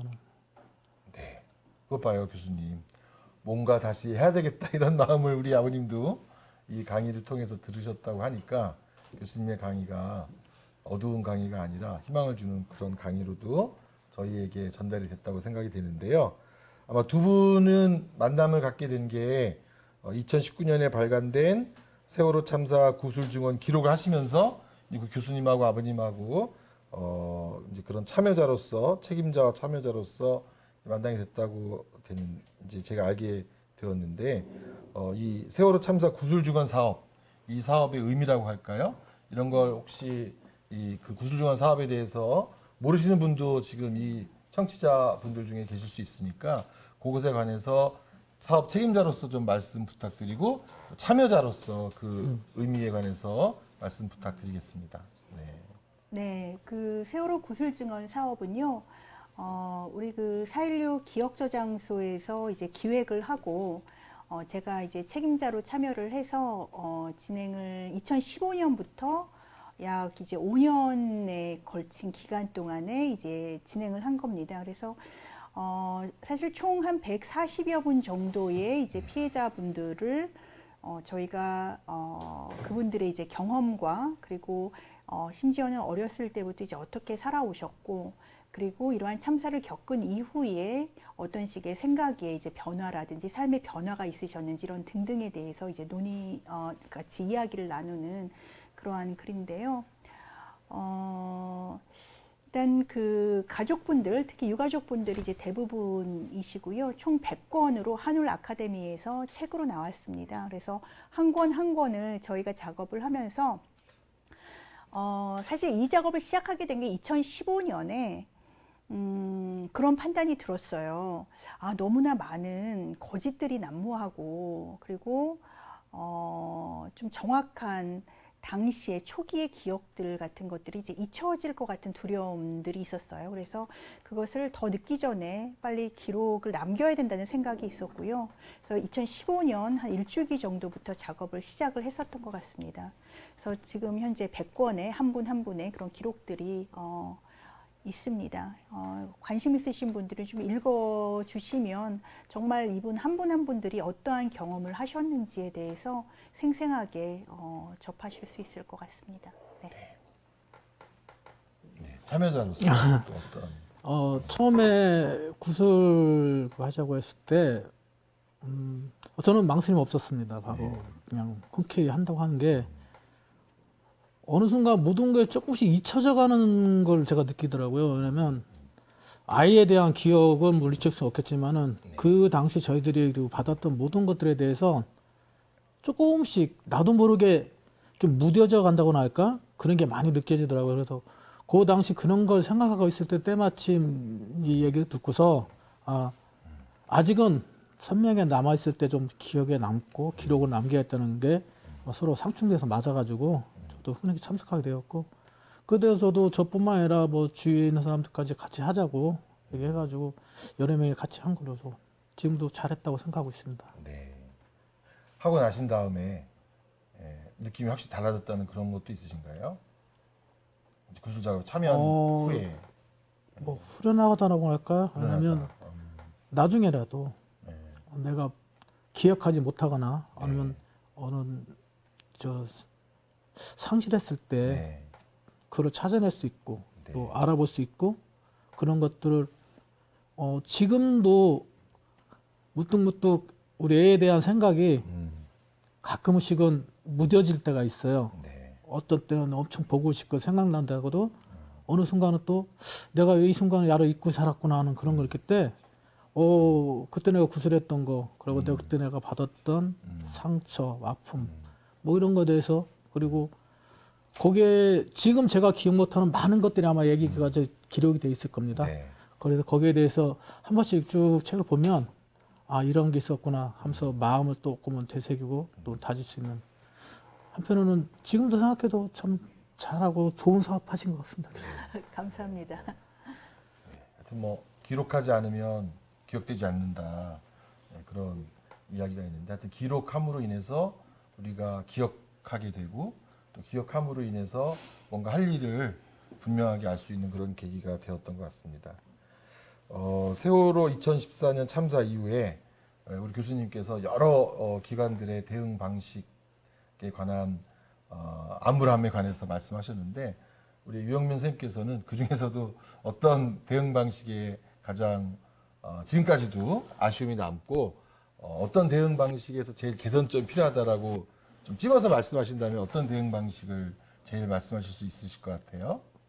지금 국가 재난이나 아니면 새로 같은 큰 사건이 터졌을 때 거기에 담당할 수 있는 그 사람들의 안전을 지키는 분들의 초기 대응이 너무 없다고 봐요. 기초적인 매뉴얼도 없고 사건이 터졌을 때 우왕좌왕하는 모습. 아까 교수님 말씀하신 대로 저희들이 세월호 사고 나서 바로 진도로 달려갔을 때 팽목으로 갔을 때 저희들을 통제하거나 아니면 저희들을 저기 했을 분들이 하나도 없었어요. 본인들조차도 우왕좌왕하면서 아무것도 못하는 시국에 가장 중요한 골든타임이라는 그 시국에 그 모든 사람들을 총괄하거나 지휘할 수 있는 사람들이 없었다는 거죠. 그게 저는 제일 아쉬워요. 가장 초동적인 문제, 가장 기초일 때, 가장 시작일 때 그래도 누구 한 명이라도 제대로 정신 박혀가지고 체계적으로 지휘하고 어떤 교육이나 매뉴얼이 있었으면 이런 참사는 되지 않았을까 하는 그런 게 제일 아쉽죠. 앞으로도 어쨌든 하여튼 뭔가 국가적 재난이나 큰 사회적 재난이 있을 때 초동 대응 이게 정말 중요한데 4.16 때도 그렇고 초동 대응이 안 된 게 제일 아쉽고 앞으로도 하여튼 뭔가 일이 났을 때 초동 대응이 기본적으로 잘 되어야 한다라는 그런 말씀 해주셨는데 교수님도 아까 뭐 여러 가지 다 얘기하셨는데 교수님은 이런 여러 가지 얘기 중에서 그래도 위계를 정해서 교수님 입장에서 한다면 어떤 대목을 제일 그래도 짚고 싶으세요, 교수님께서는? 저는 사실 뭐 어떤 게 더 중하고 약한지 하기 힘든데요. 네. 제가 역시 또 학교에서 또 전문가라는 그런 네. 직을 갖고 있어서 그런지 이 한국 사회의 전문가라는 사람들, 그러니까 좀 배운 자들, 엘리트라는 사람들, 그런 사람들이 갖고 있는 어떤 오만함과 좀 무책임함, 그리고 어떤 위선들, 이런 점이 일단 가장 먼저 좀 바뀌어야 될 부분이 아닐까 하고 생각을 합니다. 네. 네, 그렇게 말씀 해주셨네요. 네, 하여튼 전문가 집단의 변화가 우리 교수님께서 말씀해 주셨고, 우리 청취자분 중에 강지은 선생님께서 여전히 다른 문제들도 계속 진행 중에 있고 아마 잘 개선이 안 돼서 답답하신 것 같은데, 지금 피해자를 지원하는 분야 중에서 보건의료 분야가 되게 비겁한 것 같다.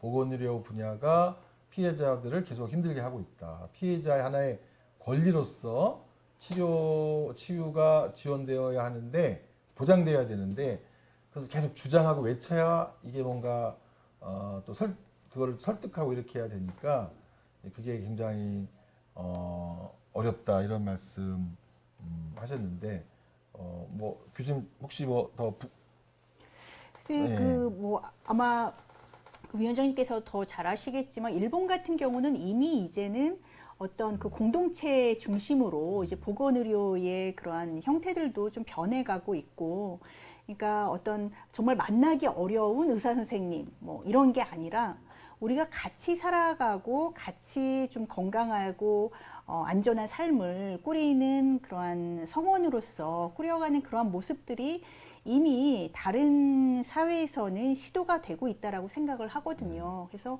그러한 모습들이 우리 한국 사회에서도 조금씩 나타나면 어떨까 하는 생각이 듭니다. 그리고 그러니까 이것도 역시 아까 전문가주의, 그러니까 뭐 해경 지도부나 뭐 아니면은 그 보건의료 전문가들도 마찬가지로 제가 이제 전문가주의에 대한 그런 비판을 이제 특히 또 제가 그 안에 있기 때문에 더 많이 비판을 하는 것이기도 하지만, 우리도 배우는 자고, 우리도 현장에서 그 피해자들한테 배울 수 있고 그것을 통해서 우리가 성장해 갈 수 있다는 그런 생각을 좀 근본적으로 할 수 있어야 되지 않을까, 그런 생각을 하게 된 것 같습니다. 이 경험을 통해서요. 네. 네. 네. 또 다른 분도 의료 집단의 공감 부재 이 부분에 관해서 지적을 해주셨는데, 아마 당시 4.16 저도 이제 의료인이긴 한데 그 경험의 부재 속에서 아마 가장 우선적으로 이제 지적된 그런 이제 의료인들의 이제 진단 중심의 그런 접근을 하면서 아마 4.16 가족들에게 아까 우리 교수님 말씀대로 정신적인 여러 가지 피해를 준 것, 또 교수님 또 정확하게 지적하신 것처럼 당시에 또 다른 큰 피해가 일어나지 않도록 하기 위한 어떤 조치로서 유가족분들의 어떤 그런 자살이나 이런 걸 막기 위한 그런 이제 예방, 뭐 좋게 말하면 예방적 조치인데 어떤 파장이 크지 않도록 하기 위한 조치, 그냥 그런 결과 위주의 그런 사업을 하면서 가족분들에게 아마 아주 의료적 접근하면서 상처를 많이 준 것 같아요.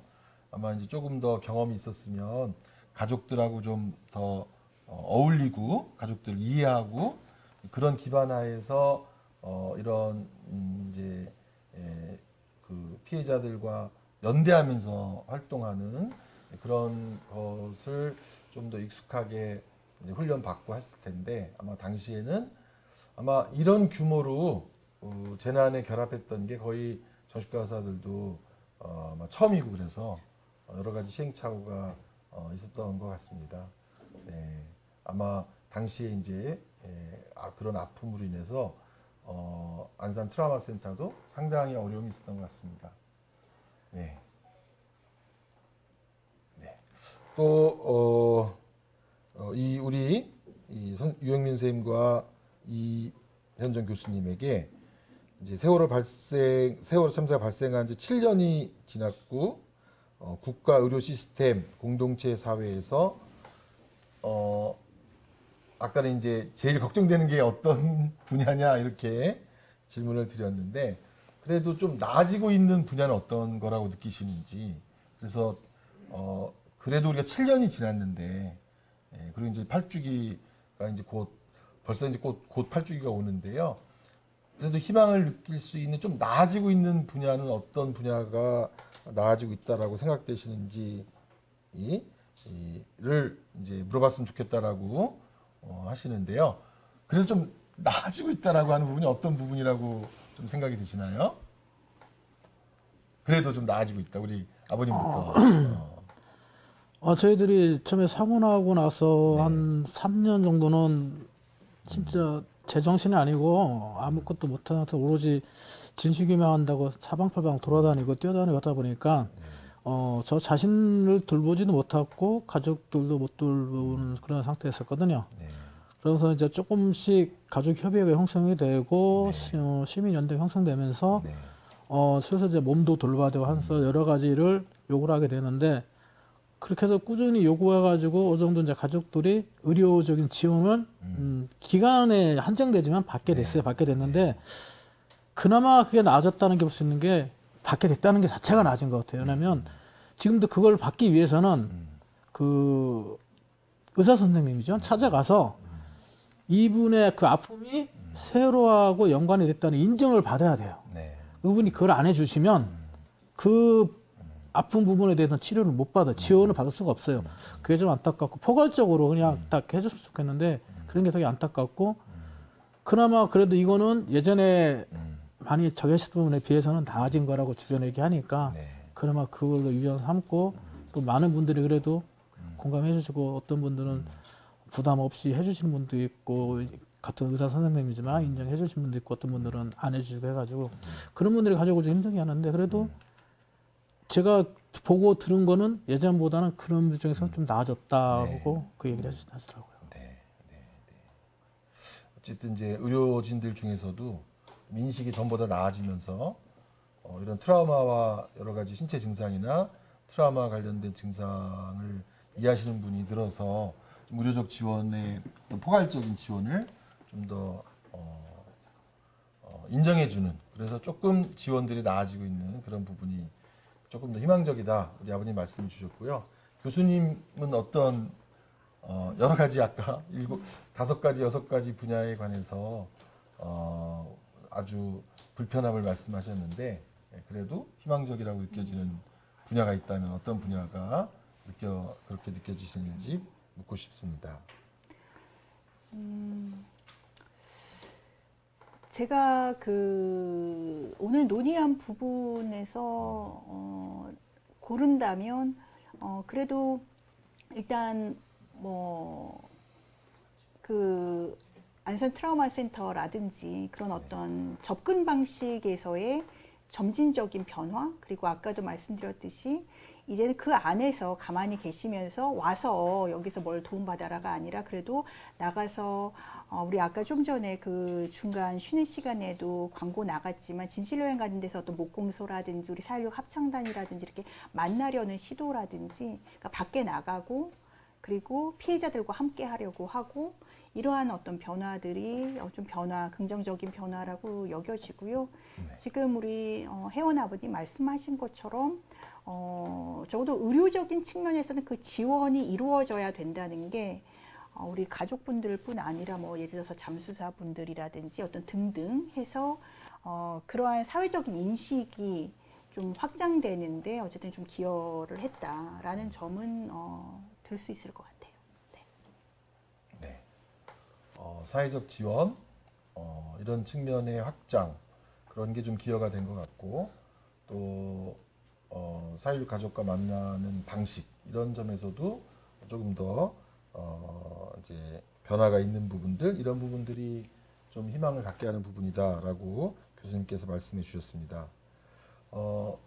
우리 사회적 측면에서 많은 사람들이 세월호를 기억해야 되고 세월호를 통해서 뭔가 의미 있는 사회적 변화를 위한 행동을 해야 된다. 이런 얘기를 계속 하고 있는데요.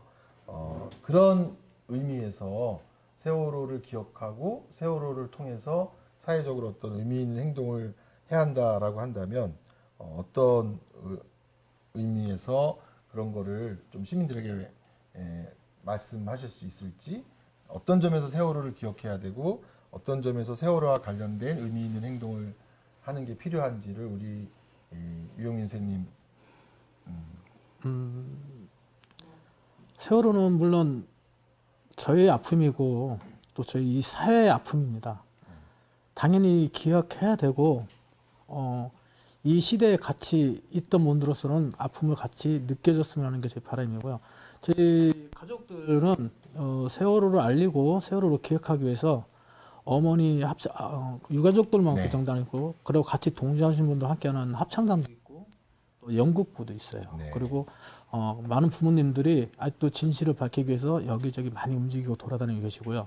그래서 저는 이렇게 보면은 학생들 중에 아직도 노란 리본을 착용하고 가방에 매달고 다니는 학생들이 있어요. 볼 때마다 너무 고맙고 또 지나다 보면은 차 뒤에 세월호 돌아오려면은 그 마커를 리본을 붙이고 가는 차 보면 너무 고맙더라고요. 어떤 사람한테는 그게 아무것도 아닌 단순한 걸 수도 있고 어떤 분은 그냥 나도 모르게 갖고 다닌다 할 수도 있지만 당사자로서 그거를 보는 관점은 너무나 고맙고 감사한 것 뿐이거든요. 세월호를 기억하는 거 큰 게 어렵고 힘든 건 아닙니다. 여러분들이 조금만 주위를 돌아보거나 아니면 내가 할 수 있는 한 번만 해놓고도 오랫동안 기억할 수 있는 게 참 많습니다.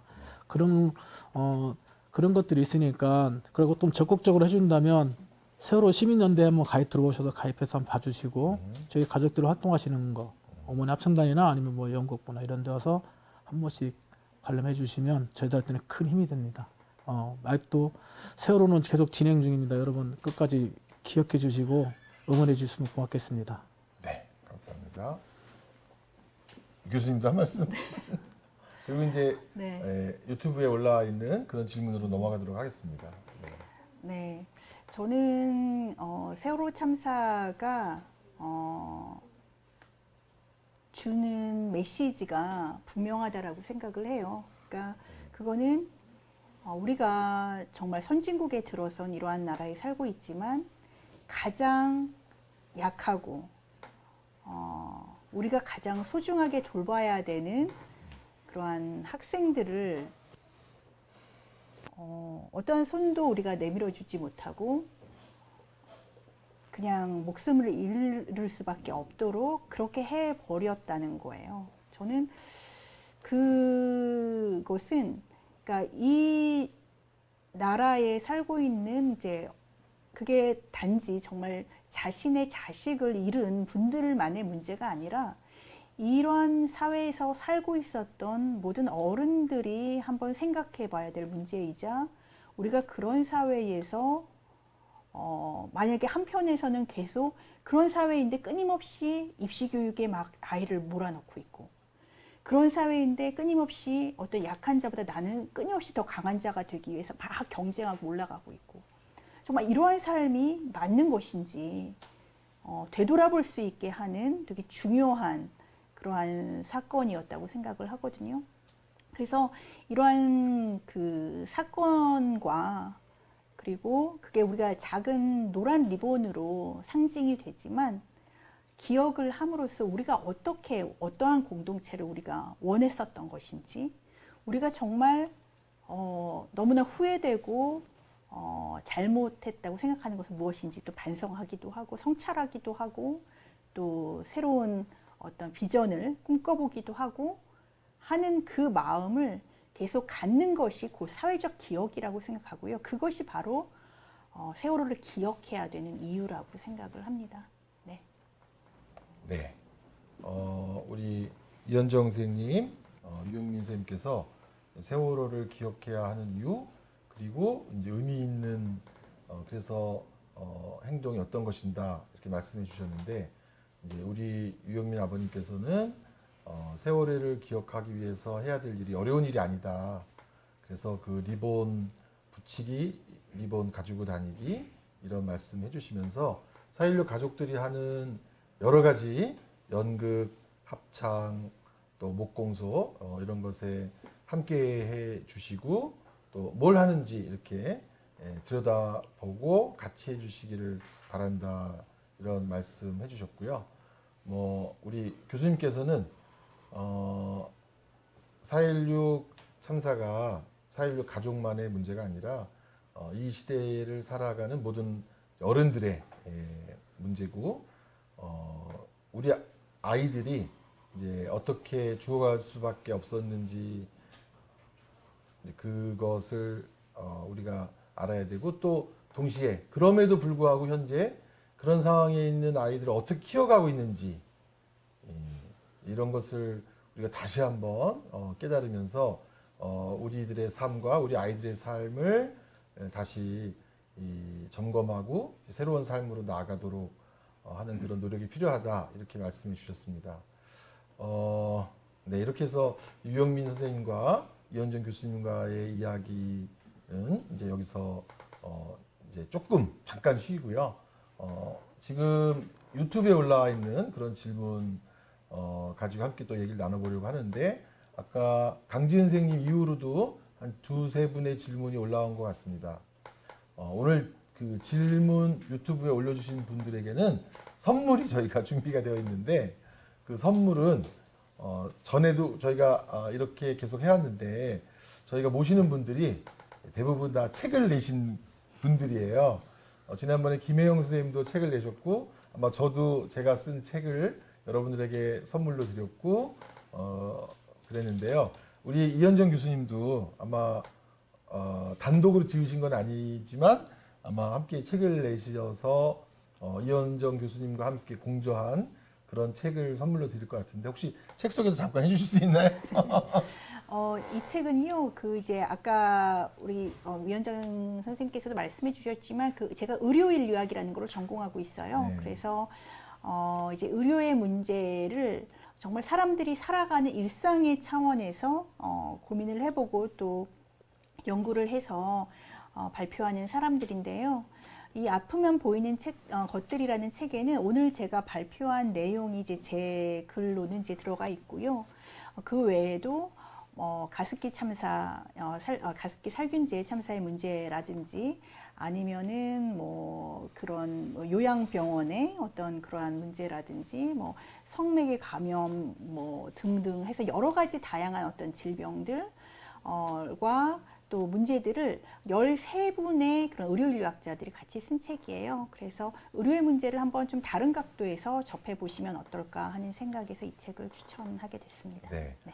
오늘 질문해서 여러분들이 선정이 되면 아마 대부분 보내드릴 것 같은데요.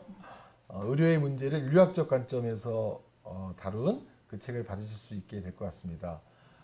이준봉 선생님께서 강의와 토크 잠사히 잘 듣고 있습니다. 한 가지 질문 드리고 싶은 점은 전문가 집단의 연구와 논의가 탁상 공론으로 끝나지 않고 실제로 유가족 및 아파하는 사람들에게 전달되기 위해서는 무엇이 가장 중요하다고 생각되는지에 관해서 질문을 하시고 싶다 이렇게 하셨는데 아마 우리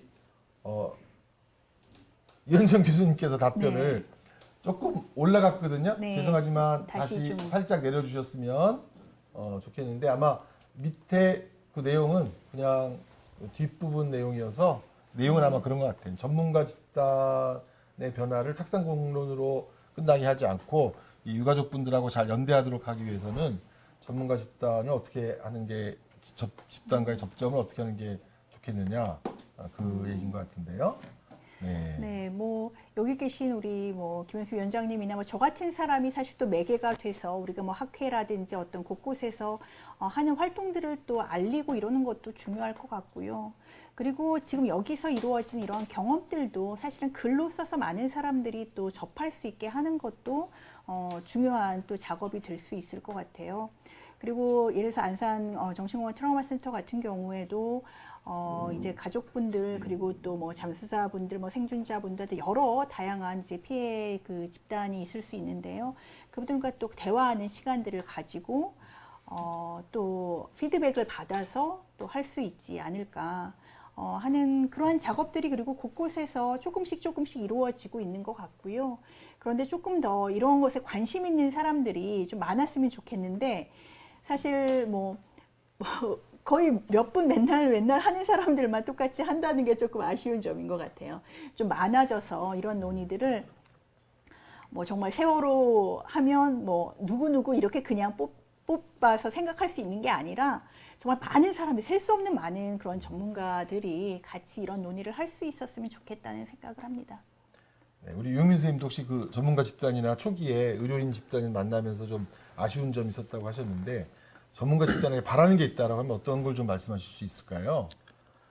의료인이나 심리학자나 또는 다른 여러 전문가 집단들에게. 처음에 제가 진도에서 가자마자 둘째 날인가 그 트라우마 상담한다고 받았을 네. 때 상당히 거부감을 받았거든요. 아, 그래요? 예, 와서 왜냐면 계속 그 아픈 부분에 대해서 물어보니까 그러고 나중에 안산 올라와서도 2번 정도 상담께 했는데 그때도 되게 좀 불편했어요. 아, 네.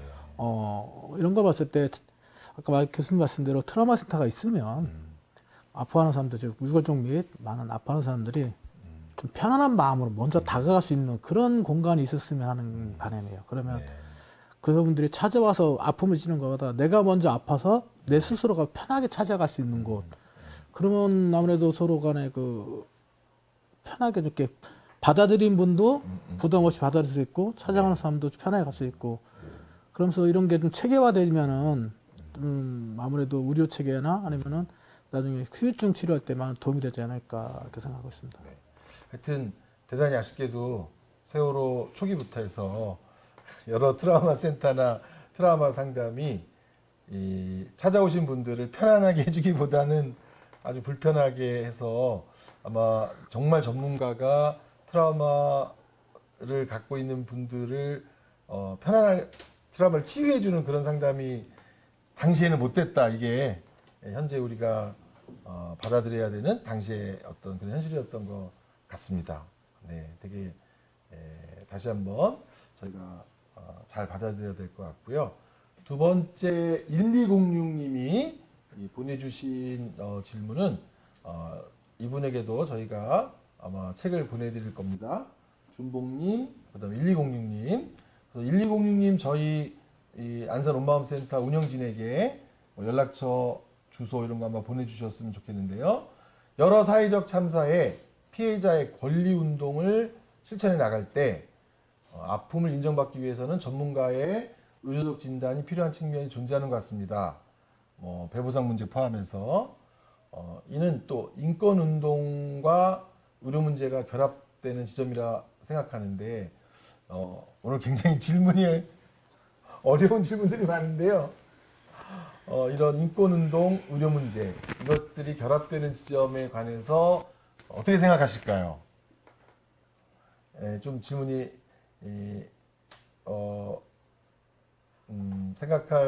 어떻게 생각할 구체적으로는 어떤 지점인지 제가 네, 제가 간단하게 그냥 말씀드리면은 네. 예를 들어서 지금 사실 피해자라는 그러한 정체성을 갖는 걸 누가 좋아하고 사실 그러한 것을 피해자 권리라고 얘기하지만 누가 그것을 갖고 싶어 하겠어요. 그러니까 피해자로서의 어떤 그런 경험이라는 것을 가능한 한 우리가 평생 안 갖고 싶어 하지만 이래서 특히 아픔의 문제라든지 질병과 관련된 이러한 것들은 이제 도움을 받고 이제 그게 나을 때까지 사실은 지원을 받을 수 있으면 좋은데요. 문제는 제가 이제 접해본 그런 말씀들을 이제 들으면 이 세월호 가족분들조차도 모든 분들이, 그러니까 의사 선생님들이 이 문제에 대해서 어떤 공통적으로 어떠한 그런 지원을 할 수 있거나 어떠한 지원을 해줄 수 있다라는 것을 하지 않고 그냥 개별적으로 어떤 분은 이것이 그 참사와 관련돼 있다라고 해주시고 어떤 분은 아니다라고 해주셔서 그런 게 좀 개별적으로 다 이루어지는 것 같더라고요. 그래서 이런 지점은 조금 개선되어야 될 부분이 있지 않을까 싶은 생각이 들고요. 그리고 인권운동과 의료화 문제. 그러니까 사실은 인권의 되게 중요한 부분의 하나죠. 그러니까 우리가 건강을 유지할 수 있는 그러한 건강할 수 있는 건강권이라고 이야기되는 부분이 되게 중요한 부분인데 그것을 이제 어떻게 생각하시냐는 이제 질문이 이제 어떤 부분을 물어보시는지 제가 정확히는 잘 모르겠지만 그것에 대해서 우리가 이제 어쨌든 선진국의 대열에 올라가는 것만큼 그 건강권에 대해서 조금 더 폭넓게 생각하고 단지 피해자들이 뭐 계속 뭐 어떤 뭐 뭔가를 어떤 그들의 어떤 뭐라 그래야 되나 어떤 자신들의 뭐 이익을 추구하는 그러한 모습이라고 보기보다는 너무 당연한 우리가 추구해야 될 그리고 피해자뿐 아니라 모든 사람들이 가져야 되는 어떤 권리의 문제로 생각해 가는 방향이 이제 우리 사회에도 필요하지 않을까 하는 생각을 합니다. 네. 네, 네, 감사합니다. 아마 이제 피해자로 인지가 됐을 때 이제 애드보컷이라고 하죠. 피해자에 대한 옹호나 지지부터 시작돼서 이제 피해자 분들이 불편하지 않게 하는 그런 사회적 서비스가 충분히 제공되어야 하는데 아마 피해자로 잘 대접도 받지 못하고 거기에 연관되는 서비스도 이제 잘 제공되지 않으면서 아마 거기서 생기는 여러 가지 울분이 우리는 되게 많은 것 같아요. 전에 뭐 여러 가지 아동학대, 가정폭력 이런 분야에서도 우리나라는 사실 엄마가 나서서 해결하는 시스템이 많지 피해자가 스스로 나서서 국가가 해결해 준다, 사회가 해결해 준다 이런 게 사실 굉장히 지금까지도 미비한 경우가 많았거든요. 이 4.16을 보더라도 저도 굉장히 안타까운 게 사실 국가가 해줬다 이런 것보다 가족들이 나서서 가족들이 스스로 결국 이것도 챙겨야 했었다. 피해자가 스스로 챙겨야 했었다. 이렇기 때문에 아마 가족들이 한편으로는 더 아마 속이 터지는 그런 일들이 많았을 것 같아요. 뭐 우리 강지은 선생님 또 질문하셨지만 진상규명도 가족이에요. 피해 지원도 가족이 요청해서 만들어서 봐도 이런 많은 것들을 이제 가족 스스로 해야 된다는 그런 측면에서 아마 가족들이 더 속상하고 네 아마 아픔이 더 크지 않았나 그런 생각이 들었습니다. 네, 지금 한 3분 내지 5분 사이에 저희가 이제 마감을 해야 되는 그런 정리가 해야 되는 그런 시점이 되었습니다. 네, 오늘 이현정 교수님하고 여러 가지 이야기 나누고 또 유영민 아버님과 또 여러 가지 이야기를 나눴습니다. 한두 질문이 더 있는데요. 네, 우리 강지인 어머님께서 세월호 진상규명 특조위, 선조위, 특수단, 특검, 사참이 여러 기관들이 있는데 왜 철저히 안 되는지 국가의 부재를 넘어서 덮어버리고 은폐하고 기억에서 지워버리는 행위를 자행하고 있는 이유가 무엇인지 묻고 싶다. 이거는 이현정 선생님께 물으시는 것인지 답답해서 하시는 말씀인지 두 가지 다인지 좀 간단하잖아요. 네. 우리 유영민 아버님은 간단한 저거는 답이다. 네. 간단한 답입니다. 왜냐하면 방해하는 놈, 덮으라는 놈, 은폐하는 놈, 그 놈들이 범인이기 때문에 그런 겁니다. 즉 자기 스스로 뭔가를 은폐하는 사람들은 떳떳하지 못한 사람들이거든요. 네. 그 사람들이 앞장서서 저거를 부재 은폐하고 세월호를 방해하고 선주시로 방해하고 사참위로 방해한 건 그들 스스로가 뭔가 감추고자 하는 것, 스스로가 떳떳하지 못하기 때문에, 즉 그들 스스로가 범인이기 때문에 그런 겁니다. 꼭 그 사람들이 책임져야 할 사람들인 겁니다. 네, 우리 아버님 말씀 사실 저 은폐하고 지워버리는 사람들이 그들이 범인이기 때문에 그렇게 하고 있다. 지금 있는 그 사람들이 사실 범인이다나 그렇게 말씀해 주셨는데요. 네, 우리 아버님이 답을 주셨습니다. 네.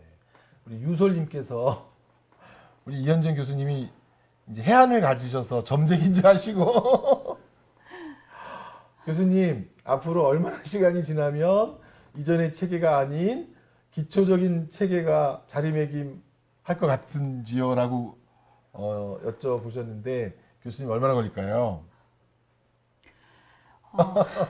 글쎄, 뭐 몇 년 단위는 아닐 것 같아요. 안타깝게도. 그리고 사실 제가 이제 이 나라 저 나라의 이제 의료 체계들을 보는데요.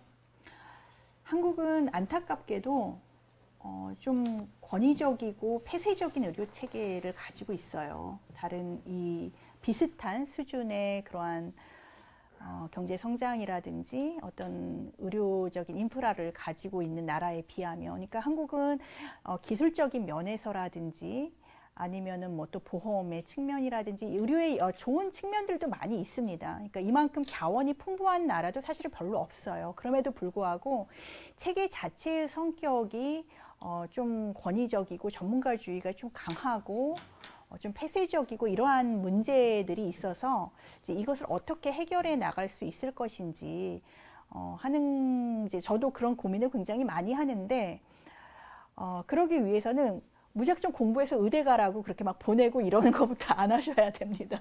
그런 게 결국은 또 의사 선생님들을 그런 어떤 인간의 치유나 이런 것이 아니라 그냥 공부 잘해서 그냥 의사를 하는 거, 이런 또 그런 분들로 만들어서 더 의료 체계가 또 폐쇄적이고 또 그렇게 만드는데 영향을 줄 수 있거든요. 이거 뭐 약간 반 진담 반 농담처럼 제가 드린 말씀입니다. 네. 네, 우리 이현정 교수님 말씀으로는 그렇게 희망적이지 않다. 네. 저희가 굉장히 권위적인 체계고 하이라키, 위계가 너무 강한 체계이다 보니까 아마 전문가 집단이 연대하고 민주적으로 또 가족들하고 아마 뒤섞여서 지내는 수평적인 그런 관계 문화가 자리 잡는데 시간이 오래 걸릴 것 같다, 이렇게 말씀 주셨습니다. 강지은 선생님께서 온마음 센터에서 사업들 하는 것 처음 시도하는 좋은 센터다.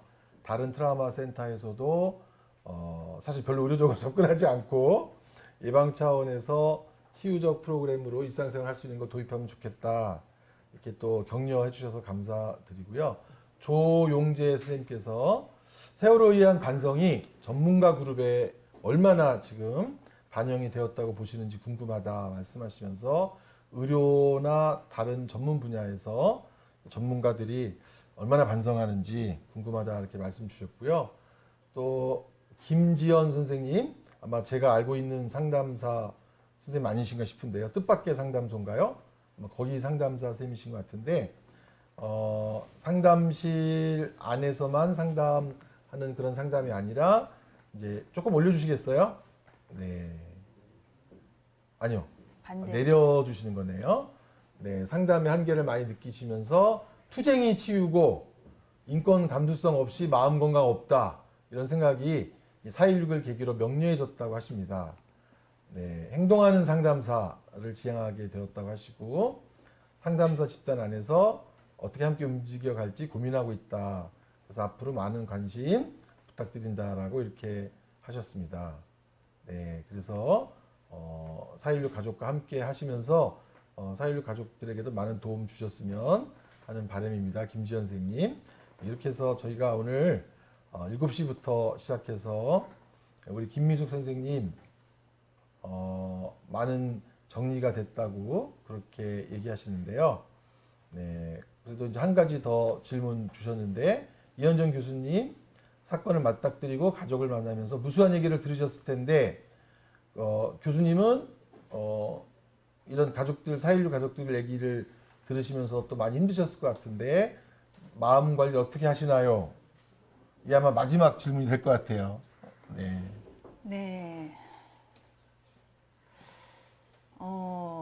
제가 젊을 때부터 좀 뭐라 그래야 되나 이렇게 힘든 연구들을 진행을 해왔어요. 뭐 자살이라든지 우울증이라든지 뭐 아니면 뭐 치매 이제 뭐 말기에 계시는 분들이라든지 이런 연구들을 진행을 하면서도 좀 버티면서 할 수 있는 그러한 사람이었는데 세월호 참사는 저를 사실 무너뜨리더라고요. 많이 힘들었었고 한 3년 정도는 저도 어떤 뭐 그게 트라우마 증상이라고 할 수도 있고 우울증이라고 할 수도 있는 그런 상태에 있었던 것 같아요. 그래서 마음 관리가 정말 하기 힘들었었던 그런 일이었었던 것 같습니다. 그리고 위원장님, 저 위에 조용재님께서 네.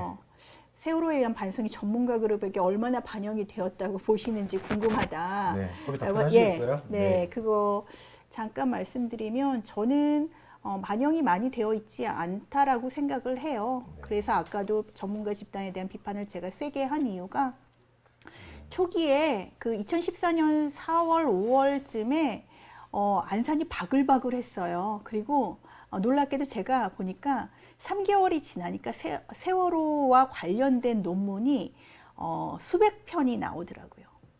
그러니까 소위 말하는 어떤 학자라는 사람들, 연구자라는 사람들, 뭐 그게 분야에 상관없이 그게 뭐 정치학이든 뭐 아니면 의료 쪽이든 의료보건 쪽이든 심리학 쪽이든 뭐 아니면 심지어 위기관리 쪽이든 어느 쪽이든 간에 그렇게 바글바글하게 몰려서 이러한 새로운 사건이 있고 이것을 통해서 어떤 연구를 하거나 관심을 기울였던 사람들이 있었는데요.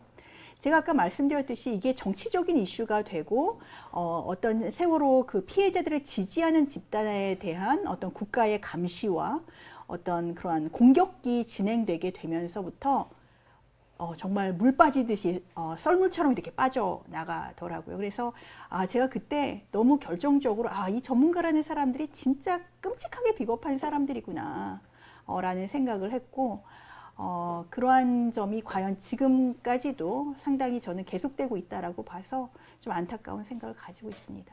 네. 그렇습니다. 정말 암울해서 너무 죄송합니다. 네. 네. 네, 우리 오랜 시간 또 이현정 교수님 강의도 같이 듣고 말씀도 같이 나눠주시고 해서 힘들으실 텐데 또 우리 아버님도 마음 관리 어떻게 하시고 마지막 코멘트 하실 기회인데 우리 유영민 아버님 마지막 코멘트 부탁드리겠습니다.